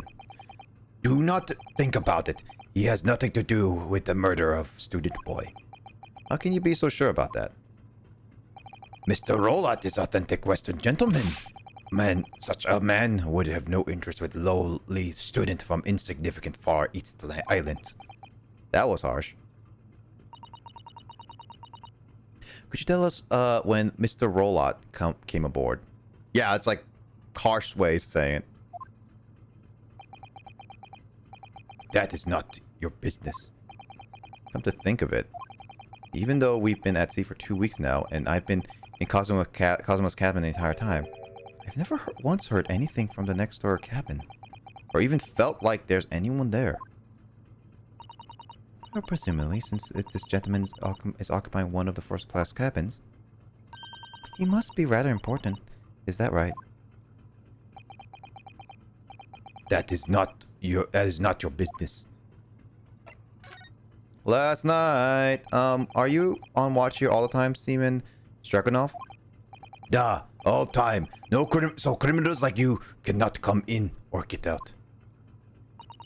I wonder, could you tell us anything about last night at all? It is sad about student boy. Were you on watch last night as well? Of course. And did you notice anything at the time? Anything unusual? Hey! Susato-san, did you understand that? It was clearly... It was clearly a no. I saw nothing unusual. Nothing at all.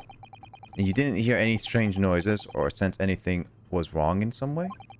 I said no! Sorry! I am not sure. No, I'm not sure. Could have sworn that he couldn't catch my eye for a moment there. This is enough. I cannot say more now. Oh, It is time for me to report to Captain. You must return to cabin. yes, alright. Bulkhead to second class area is staying locked at all times. You escaped with lobster whistles on top of the mountain, or as English say, when the pigs fly. Yes, I understand that. Good. Now we can investigate this area properly, shall we? Definitely.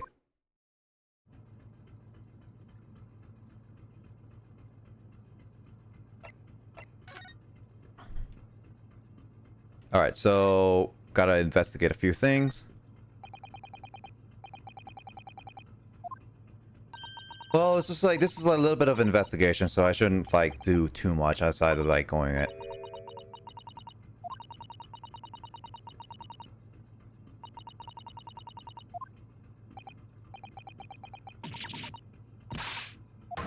Can't touch it.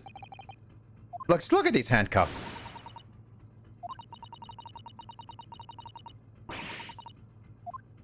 A pig fly if you can stick it on a plane. That's true. Or launch it with a rocket. But that's called animal cruelty right there.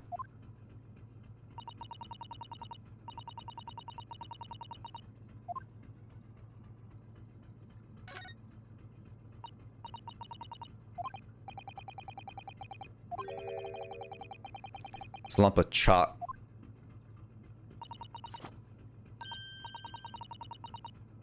Cheese? Did they not have cheese back in Japan?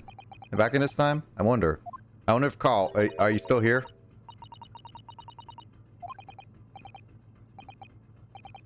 Suppose you're right. Or Lith. You must know the history of this game. At least Japanese history? I don't know. I don't know much of the history of this game.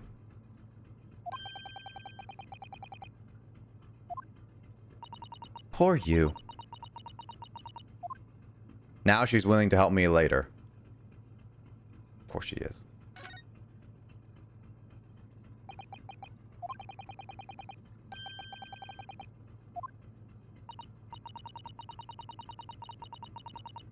Speckled band. Yep, so they have the speckled band, so this is like where they have to go in.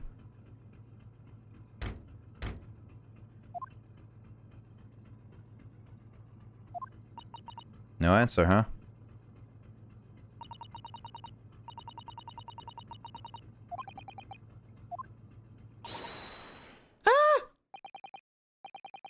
Inside the cabin.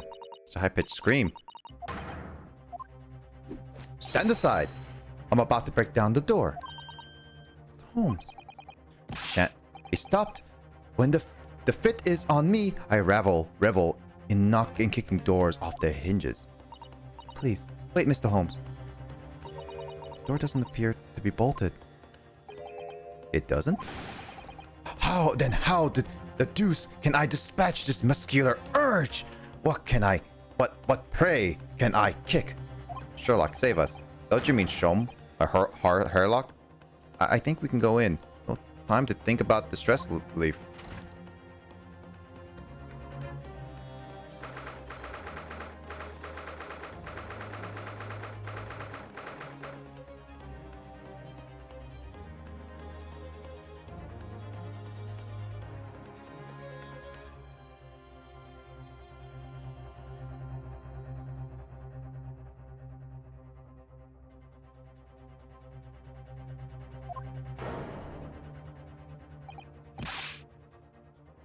Who are you?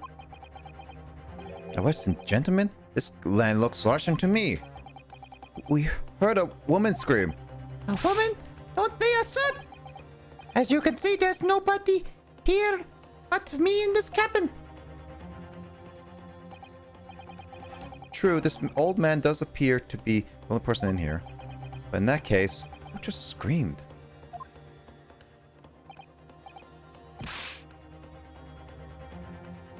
Get out, all of you, now!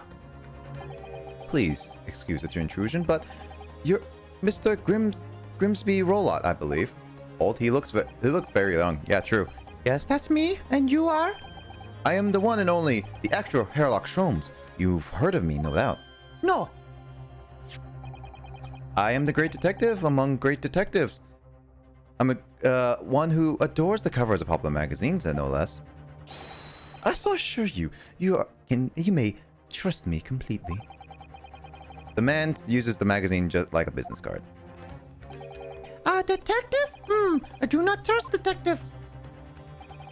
He distinctly heard a scream emanating from within these walls. But there wouldn't appear to be a lady concealing herself within the wardrobe this time. So might I be so bold as to ask you to open the small traveling case? What? Don't be stupid! How could anyone fit in a small trunk like that? Well, it's quite fashionable these days, is it not? Traveling inside one's trunk. Don't look at me! Oh my, did you see that? Mr. Naruto? Yes, the case just shook. Leave! Now! Otherwise, I'll call the steward! This is Kazuma's neighbor, Mr. Grimsby Roylott. There's no doubt about it. This strange Russian man is hiding something. I couldn't agree more. Let's see if we can find some clues before the burly sailor returns. I actually didn't finish what I wanted to do out here really quickly. I like how I can just like leave and come out here. I wanted to double check this stuff.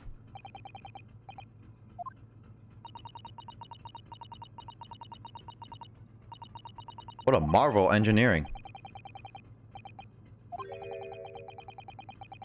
How this lump matter just doesn't sink.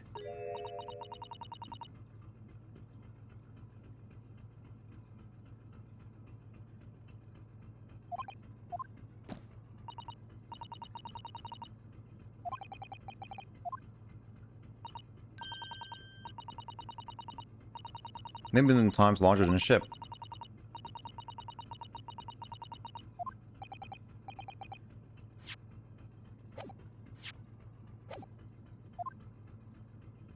Okay, so let's check the book. I didn't check the book right. Is there any way to increase the text speed? Thought we can click it through. Alright, writing is neat and precise. Let's see. Well, everything's detailed. Beautiful handwriting. Last night's log is mostly blank. Nothing to report, huh? Whatever.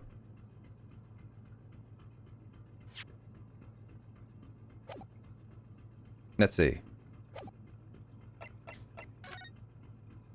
Let's go to Roylott's cabin.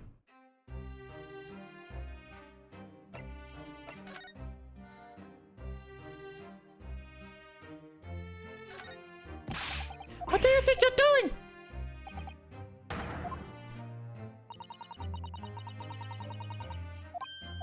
So basically, we're not gonna look at anything right now. Music is nice though, yeah. Yeah, so basically what we have to do is like we can't examine anything else. We're forced to just basically talk to Mr. Herlock. Do you have a moment, Mr. Sholmes? You need only to address me as Sholmes.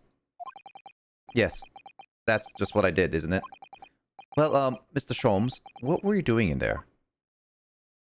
Why, I was just resting, of course. Resting? Indeed. I was contemplating our sea voyage from the confines of the wardrobe whilst waiting. Hey bro, did you stream Machinarium at some point? I did stream Machinarium.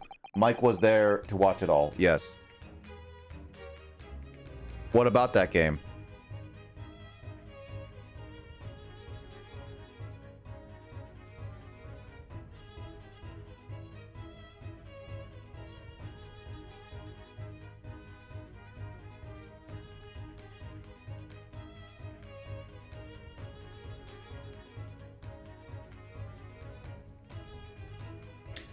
Let's see. Oh, thanks for hydrate. I think I missed much of it, but I got the game on Steam as a gift from streamers giveaway. Oh, nice. Yeah, it's a simple puzzle game. You should be able to finish it within like 5-ish hours, 5-6 hours. Yeah, it's a fun little game. It has a nice little calm story, is what I'll say. Waiting for the inevitable time that you will need to call my great powers of detective for service. Oh, and it would seem that the hour is upon us now. The time has come. Am I mistaken? Well, no, actually, you're spot on for once.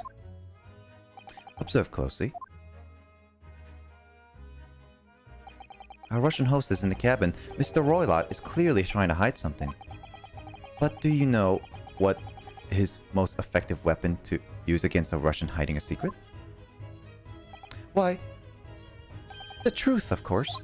Oh, though it should be pointed out that such methods are not exclusively for the Russians. Right. Can you imagine how the Russian will react when the secret he guards so closely is exposed? Would you like to witness it? Oh yes, please. And here comes the fun part of this chapter, which I actually do enjoy. Well then, what you are about to see is what may well astound you. For I am about to apply my great detective's greatly admired great deduction to the case. This is something I actually did enjoy what they added to the game series. Could this man be a more hackneyed portrayal of a dubious Russian, I may ask you? What? From time to time, it occurs to me. Is the fellow dubious on account of the Russianness, or Russian on account of his dubiousness? I don't think either of those should be occurring to you or anyone. That's right. And Mr. Holmes. I know this man's beard and dark glasses are hard to ignore, especially on first meeting, but I once read it is a capital mistake to theorize before you have all the evidence in it biases the judgment. Shh. I must have complete silence. Holmes, you're Russian. Are you Russian? What are you doing? Why are you peering at my face like that? Ah, just as I thought. Yes, I've quite made up my mind now. There can be no other explanation that accommodates all the facts. Mr. Roylott, I have reached two incontrovertible conclusions. What do you mean? Number one, your true identity is that of a villain. Though, using those shears, you are about to end the existence of something most dear. Are you not? And number 2, the other conclusion I have drawn, you are, at this very moment, no less, in the midst of committing the most grievous crime. Beneath that beard, your mouth quivers with nervous tension as you realize you have been discovered. Does it not?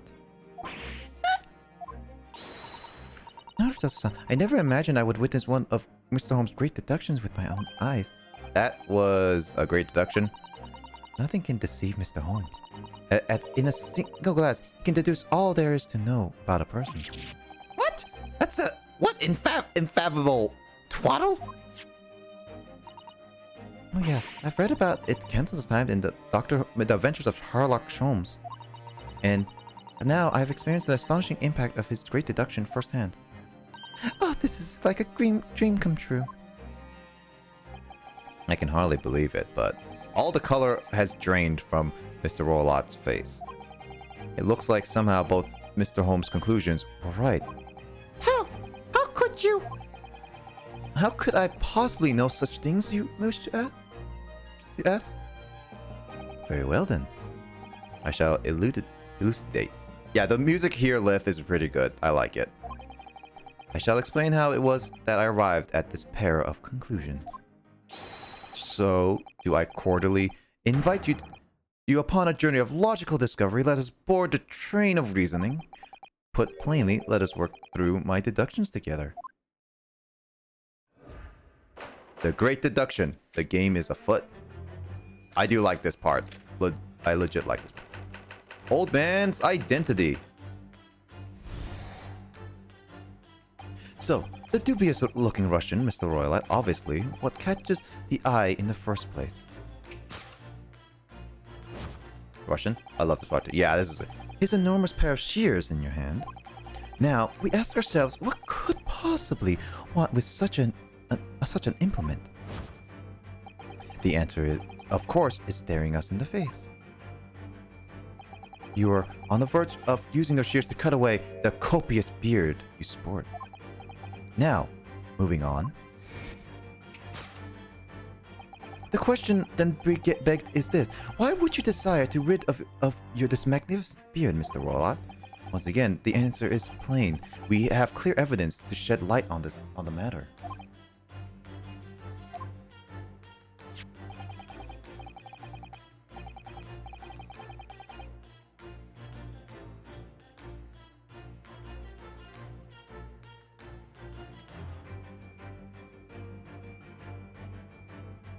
Banzai Banzai.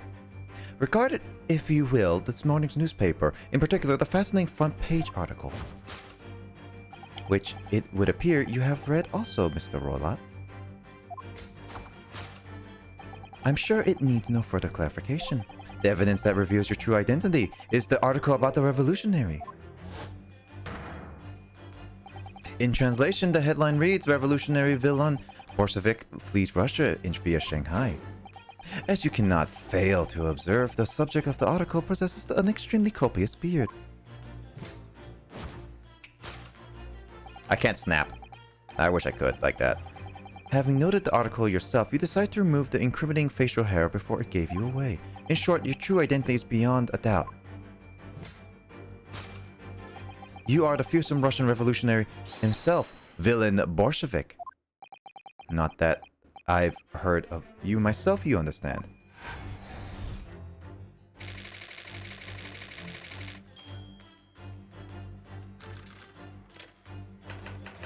Wrongdoing. Topic 2. Now, as for my second conclusion, you are at this very moment on the brink of committing a most grievous crime. And the proof of this crime over there. Ah, yes, Mr. Roylott. Taken unawares, people have propensity to let their eyes stray, you see. And I assure you, the eyes speak so much more eloquently and honestly than the mouth. And, huh? Can't even see his eye. Yeah, no, you can't. It's like it's sunglasses. The answer we seek lies where the furtive glance falls. The proof of your crime sits before our very eyes. Yes, that traveling case. At this time, I think that the case is to be opened and its contents laid bare. No, I refuse! What could you possibly be concealing inside, we ask? But by my estimation, a young lady, perhaps? One slight is slight enough to fit therein. Don't be upset!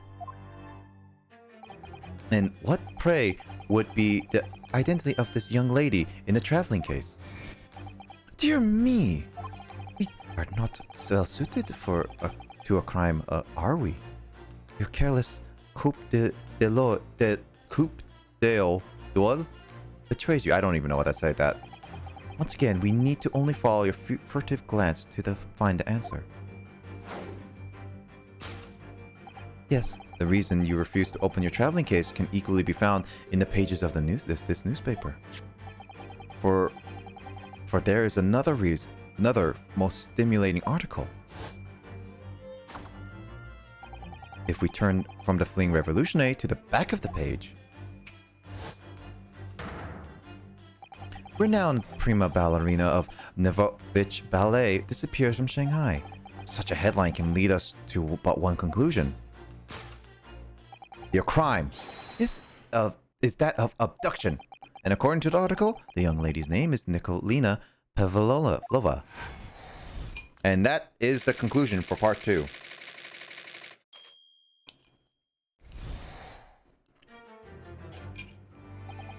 Thus concludes Sherlock Holmes' great deduction of this Russian enigma, Elemensky.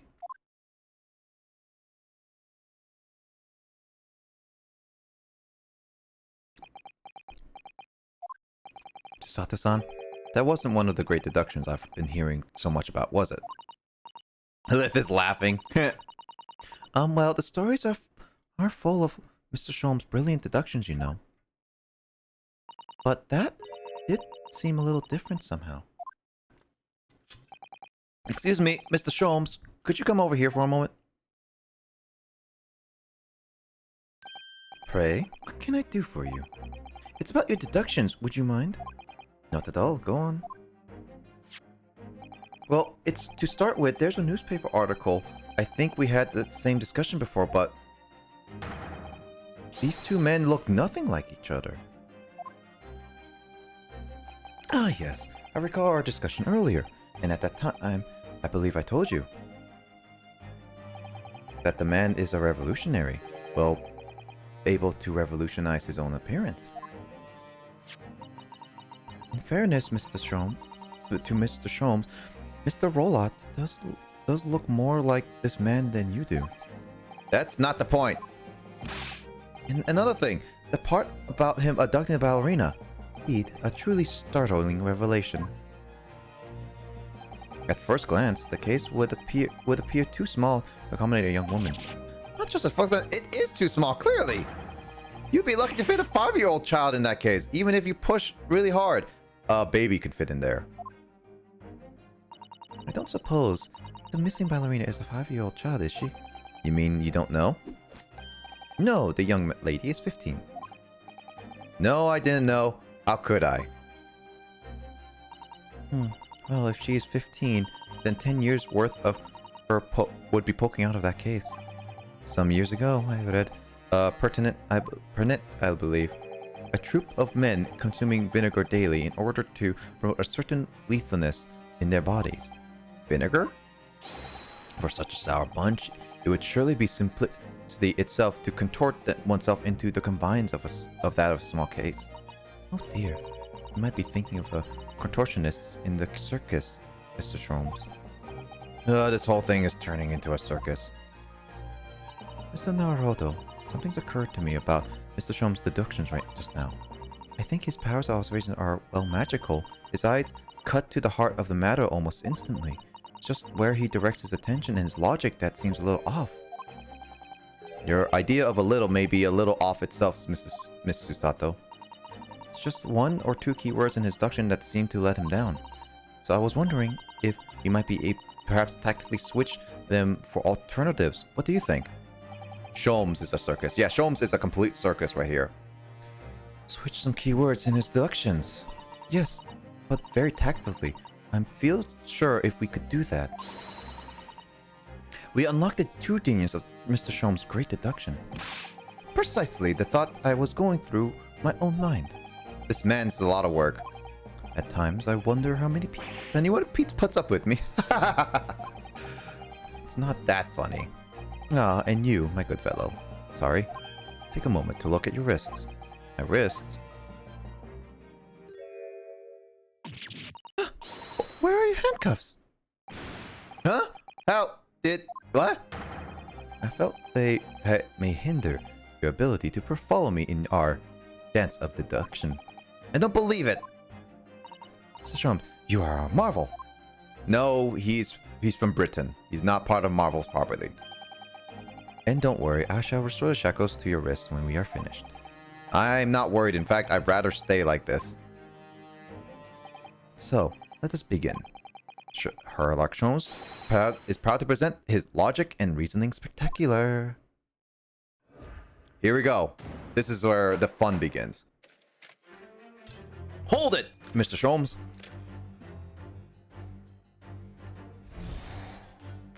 So, we're going through this again. So the dubious Russian man, Mr. Roulette, obviously is what catches the eye in the first place.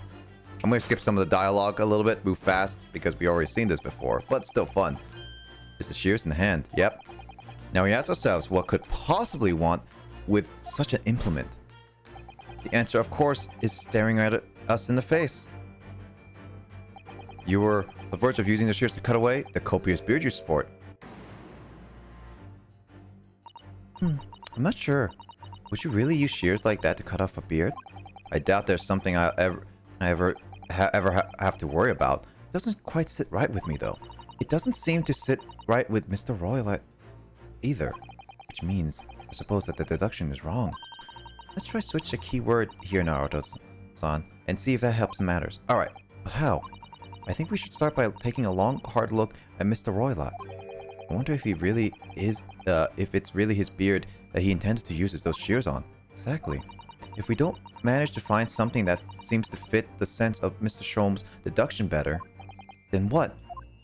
And I'll leave the rest in your capable hands, Naruto-san. Why am I the one to do something about this? Well, anyway, let's see if there's anything we could do even to use to switch around in the last sentence. It's actually, what's the Royal really going to use those enormous shears for? Thick hat. Ah, something is very off-putting in this costume right now. What the? What's this? It looks like a cafe is golden locks. No. The color is not the point. The point is, what's it doing in the back of Mr. Rollout's head? Again, I laugh. Yep. And how is it growing out of underneath this thick black hair? Oh yes, that's true. So it's stunningly beautiful and stunningly surprising. Something's definitely not right here. I'm starting to remember this from the last time. Yeah, it's true. I like how Naruto joins in. You were on the verge of using those shears to cut away those golden locks you sport. Indeed. You have identified the precise detail I was intending to expose. Such lush, golden hair certainly does not befit an old man. You're not a man at all. You're a woman. And judging from the length of the sheer sheen of your hair, one still very much in her youth. Oh no! If only I had managed to cut off my hair, no one would have suspected. The question then begs is this: why would you desire to get rid of yourself of these magnificent locks? Once again, the answer is plain sister. We have clear evidence to shed light on the matter. I'm sure it needs no further calculation. The evidence reveals your true identity. Is the identity article about the revolutionary? Well, that was a shock. I had no idea the old man was a young woman in the sky, did you? What? Why are you staring at me like that? Yes, it was a surprise. Naruto-san, you're enjoying this, aren't you? Sorry. You look like you're in element as you dance around the room deducing the facts. Mr. Sholmes. I'm just doing what we agreed. I'm not having fun or anything. Strictly business, not strictly Yes, I guess I understand. Say no more. Well, anyway, let's focus on the next part of Sholmes' deduction, shall we? The evidence that he picked does not fit the facts all right now. It's true. Given that Mr. Royla is actually a woman. Exactly. He, or rather she, can't possibly be this mercenary revolutionary. I suppose it's because the deduction has taken a different direction now. Yes. Let's switch the evidence for something else. Something that fits the facts we now understand. For some reason, this woman needed to try to hide her true identity. I feel as though I've either read or heard about a young woman in a situation like that recently. Alright, I'll do my best. It is my universal color pin. No, we're going straight into this because it is getting late. Yes. I can't press X. It's the article about the ballerina. The evidence that reveals your true identity is, of course, the article about the ballerina. That's right. You've hit the nail on the head. Renowned prima ballerina of Novovich Ballet disappears from Shanghai. It would appear we are finally able to address you by your true name. Yes, because your true identity is of the Novovich Ballet's prima ballerina.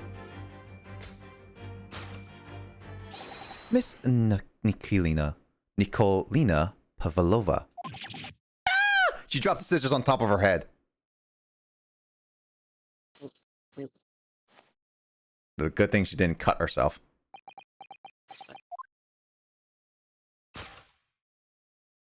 The reveal has been done, and which is why I gave him such a high-pitched voice.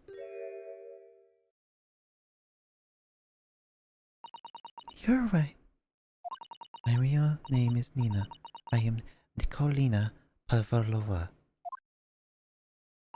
But please, I beg you, don't tell anyone.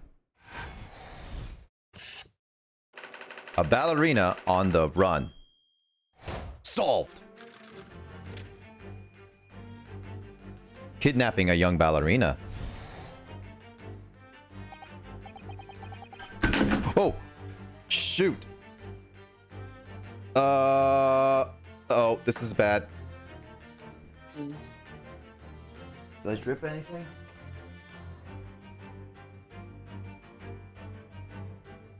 God.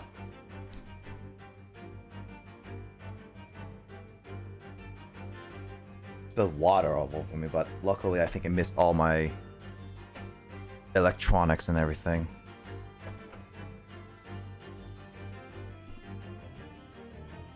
Whew, that was close. That would have been really bad.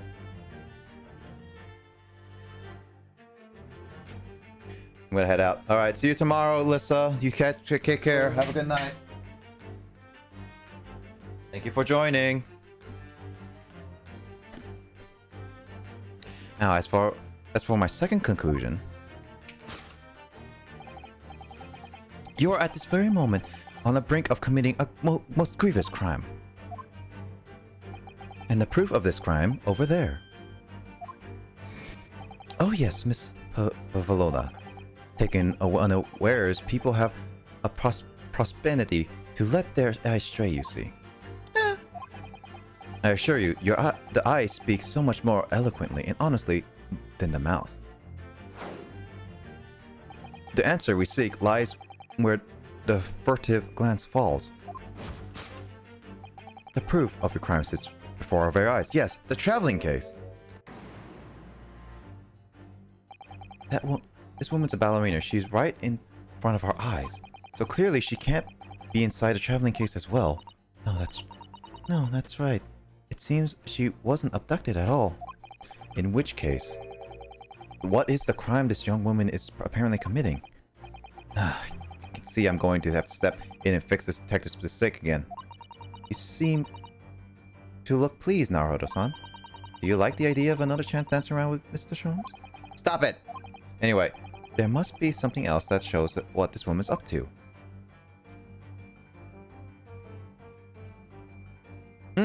I wonder what this is.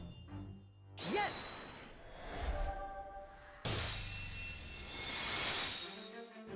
something was out of view. The proof of your crime is surely this tiara. I believe this tiara is worn on the stage by dancers in the Novovich Ballet, is it not?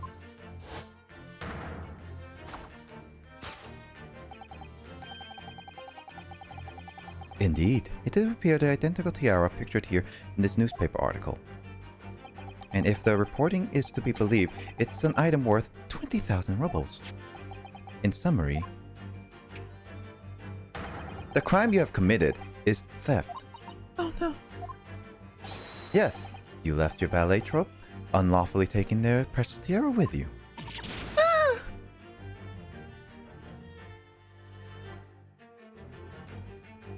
Troupe? I think it's Troupe. Oh, that's good. I have no one, no family, no friends. I am all alone and I need money. But I did not steal the tiara. It was a present from, how do you say, an Earl of Prussia? It belongs to me. This girl is only 15 years old and she's running away all by herself. She must have been extremely lonely.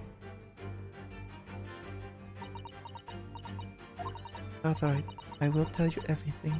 There's no point in hiding it now. Come, let us not be hasty! What?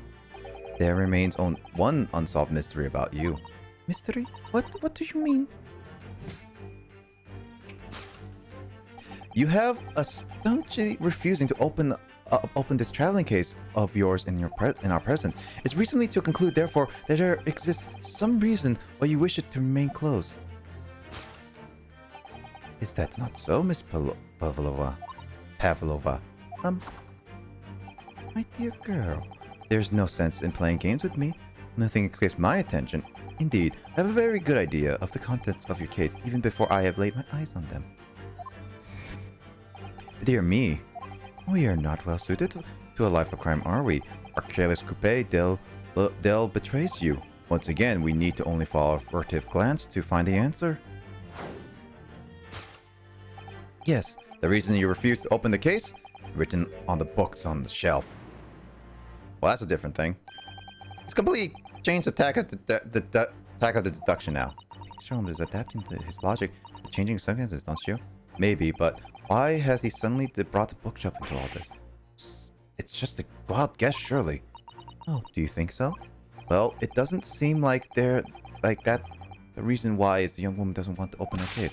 What had been written on the book doesn't even belong to her. Yes, it's true, but still, Miss Pavlova certainly did cast her eyes in direction. I noticed myself. Yeah, and there must has been another reason why she won't open her case. It must be somewhere in the same area.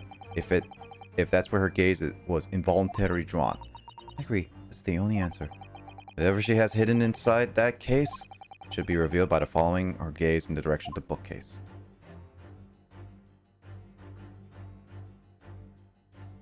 A small picture. Now, well, we did read something about a rule, did we? Yes!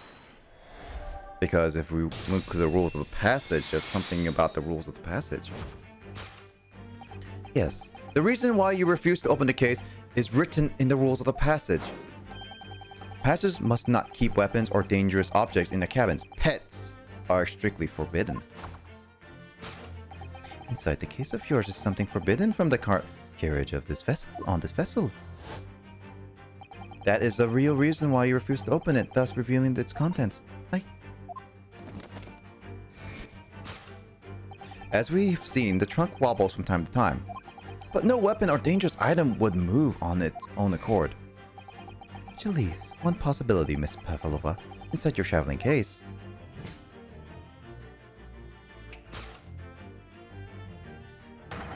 Is the last item of the forbidden in the vessel's rules of passage a pet? Ah! Yep, there we go.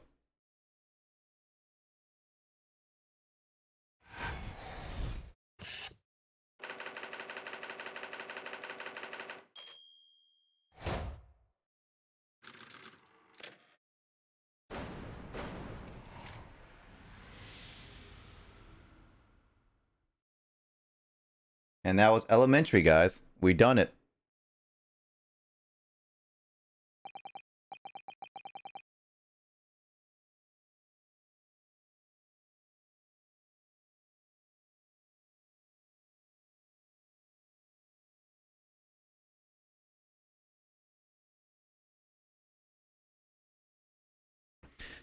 Clearly, you aren't who you said you were. No, I'm not Grimsby Royalot. My real name is Nikolina Pavlova. Everything you said was correct. You absconded during one of your ballet's company's performances in order to escape your homeland. Later that same night, you stole aboard this vessel, which couldn't have been easy. The Buria is a huge steamship with a vast crew. Could she really have snuck on board without being noticed? In order to obscure your true identity, you somewhat recklessly took the guise of an old gentleman, and you intended to sever all links with your past by severing your long hair. Yet, a woman, hair is no trifling matter. My personal recommendation is to leave alone, well alone. No, so if it was just you about to cut off your own hair, who was it that let out the scream we heard from outside the cabin? That would veritably tinkling a bell. Why not other than this young lady, naturally? Or like a full set of pipes, if you ask me. I would do that too, but I would be more careful where I have my cat. That's true. A little more a better place, to be honest. I was so scared that I ran away in Shanghai. I was sure that they would come looking for me. That's why I decided to, how do you say, disguise myself, so no one would recognize me. As a result, you transformed yourself into a questionable man, I see. I put on a fur hat and fake beard. Then, just before you came in here, I saw the newspaper. Right on the page, there was a picture of me. I was so frightened, I couldn't stop from screaming.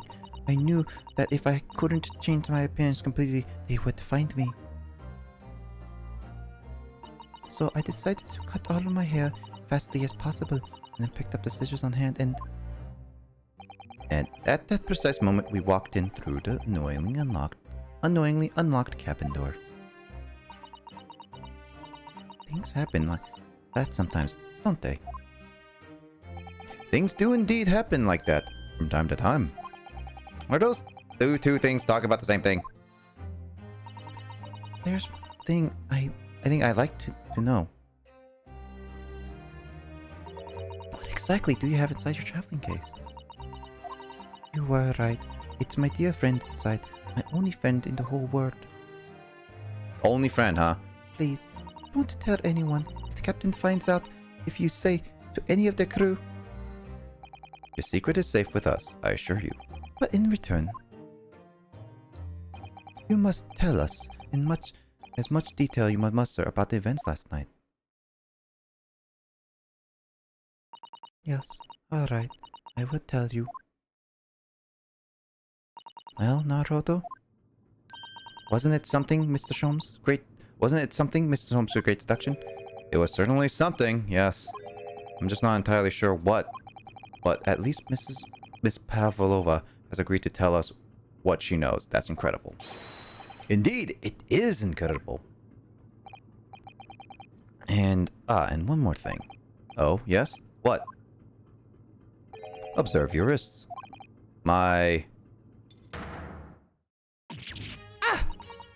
Your hands are cuffed again. What? But how? True to my word, I restored your shackles. When? Why and why? There's still a shadow of guilt will cast over you, Naruto. I'm sorry to say. It can't be helped at the moment. Can't it? Really? Anyway, let's listen to what Miss Pavlova has to say. Can't go on not knowing. I have to find out what speckled band and Kazuma-sama's wrote about in his diary really was. Time to converse.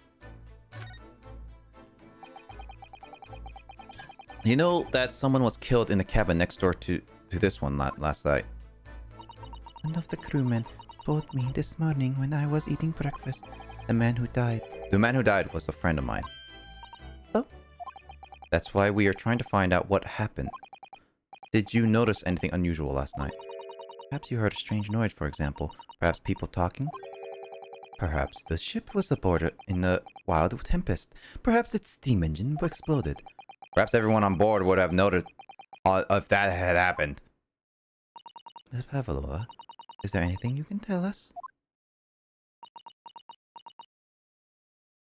I don't know. I'm sorry, but all I could think about last night was what I had done and whether they would find me. I didn't notice anything that was happening around me. Oh, I see. You've run away from your ballet company, haven't you? The Novovich Ballet. Yes. I was traveling into Great Britain from there. I want to go to America. I will never dance again. I want to forget everything about ballet. I will start a new life. You wish to forget a challenging proposition. When you have a striking tiara as a reminder. That tiara is mine. I need it to live. I have no money on my own. The Novovich Ballet gives only little food and water. We must dance all over the world. I had to run away. I had no choice. If I stayed, it would have killed me. So you ran away to protect yourself? Yes, and the crew of the ship, they have all been kind to me. They let me come on board and they said I could hide in this cabin. If that's indeed the truth, Miss Pavlova, it creates the most intriguing conundrum. Yes, it does. What do you think about it, Mr. Naruto? Me? Oh, well, yes. Yes, of course. I think we should hear Mrs. Pavlova's explanation. To what conundrum, I'm not sure, but...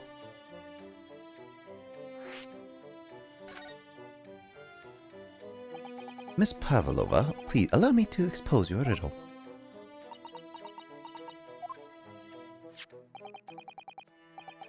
Hey, Darunia, what's up?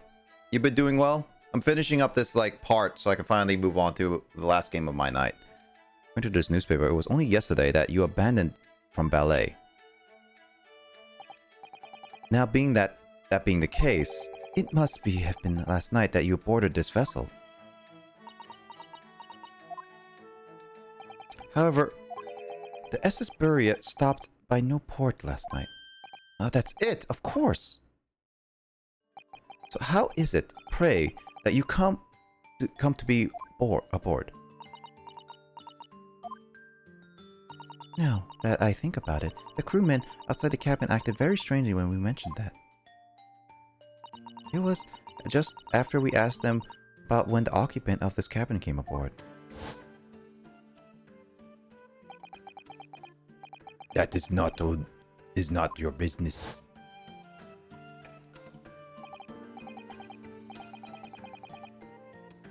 Yes, you're right. He did seem like hiding something. An angel descended from the heavens, bringing grace and beauty onto the stage. Sorry, what was that? It was how the Russian newspapers described one of my performances. And that is how I came here too. I descended from the heavens because I am an angel. Considering English isn't your mother tongue, your description is very vivid. Mr. Sholmes once said, I never can resist the touch of the dramatic. It seems Miss Pavlova is the same. A genius descended from the heavens, bringing grace, beauty to the detection. Words Ken once said about myself. How much longer are you streaming for? Probably like a couple more hours at the very least, because I want to play the Eternal Darkness for a little bit. A quote from a wonderfully extravagant advertisement from the Adventures of Sherlock Holmes, in fact. Yes, Mr. Shoei. Anyway, it doesn't look like Miss Pavlova is going to tell us what really happened. Well, with a friend. So, the friend you mentioned is inside your traveling case, is that right? I don't think animals are allowed on board, according to the rules of the passage. Oh, please, don't tell any of the crew. If they found my precious. Then the burly Russians would best steer themselves in unison to throw you and your case overboard, no doubt. So reassuring, Mr. Sholmes. But what sort of pet is your friend? Or a little puppy? It is, isn't it? Maybe an adorable little rabbit? credit Russia as a land with small rabbits, do you?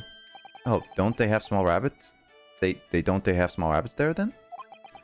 You may well ask. I have no idea. You two are miserable burglars when it comes to understanding the nature of young ballerina's friends. Isn't it obvious? It must be a chicken! Really? Considering the benefits. A rousing wake-up call. Daily fresh eggs. An adversity strikes. It could satisfy the needs of sustenance. So you'd eat your friends. I'll remember that. Well, it would appear this friend's identity is a closely guarded secret not to be revealed. Probably doesn't quite trust us yet. There's something I should like to show her, I think. Maybe she might be able to shed some light on it.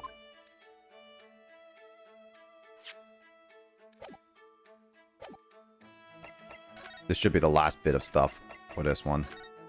The chickens are knowing as pets. I bet, yeah. They walk around everything. This is the diary of my friend who passed away. Huh? What? Chickens poop everywhere. Yeah, chickens poop everywhere. Just like rabbits, too. His diary? Yes. And he wrote in it last night before he died. Something a little unusual, it reads. 1:23 a.m. I could hear a faint whistling sound. And then a few minutes later, 1:35 a.m. what looks like some sort of speckled band is dangling from the ventilator grill. A speckled band? I don't understand. It's strange, isn't it? But the ventilator he mentioned joins to this cabin, you see. My sister got attacked by one of Mom's chickens. Ouch. Chickens can be very, very aggressive. It's up there on the wall. In other words, this cabin... I remember getting attacked by roosters as a child. I never got attacked by a chicken. I held a chicken once. It's funny. In other words, this cabin and the victim's cabins are connected together. Oh. Miss Pavlova, has something occurred to you? Does the speckled band the victim mentioned mean something to you, or the whistling sound, perhaps? No, I don't know anything. Oh.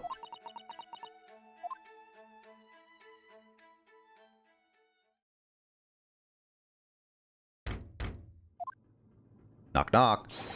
Excuse me, Mr. Roylott. Yes, what? Wow, she's fast. Captain would like to speak to you. You must come to Captain Quarters at once, please. Alright, I will come now. Why do you still have the scissors, by the way? What? You must leave, now! Oh, no, it's fine. Don't mind us. Yes, please don't worry about yourself, Mr. Royal. Get out!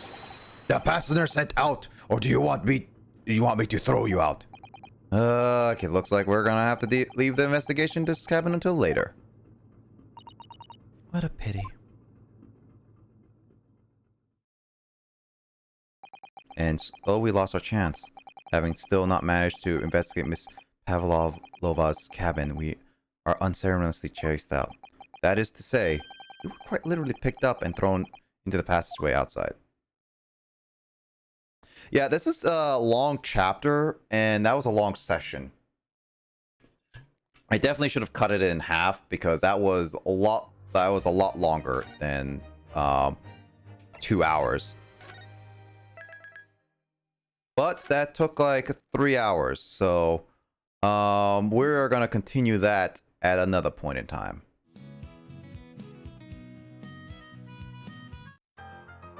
Well, time to end the night with some spookiness, though.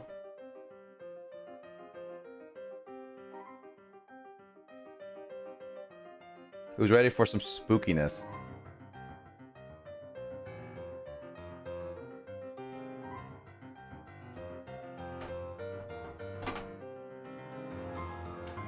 Oh, let me just set this up.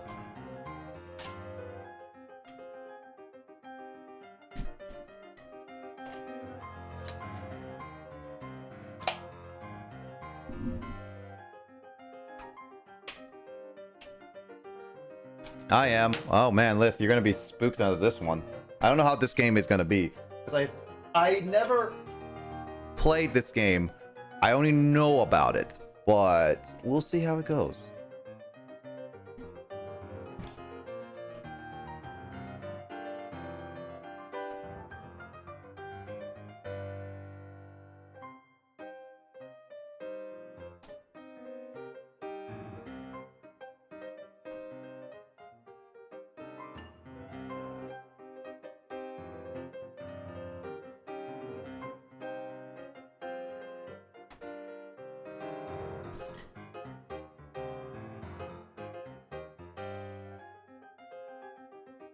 I swear, my mouse is having problems with connection-wise. It never had this problem before. Yeah, I guess I really should get like a wired mouse at this point.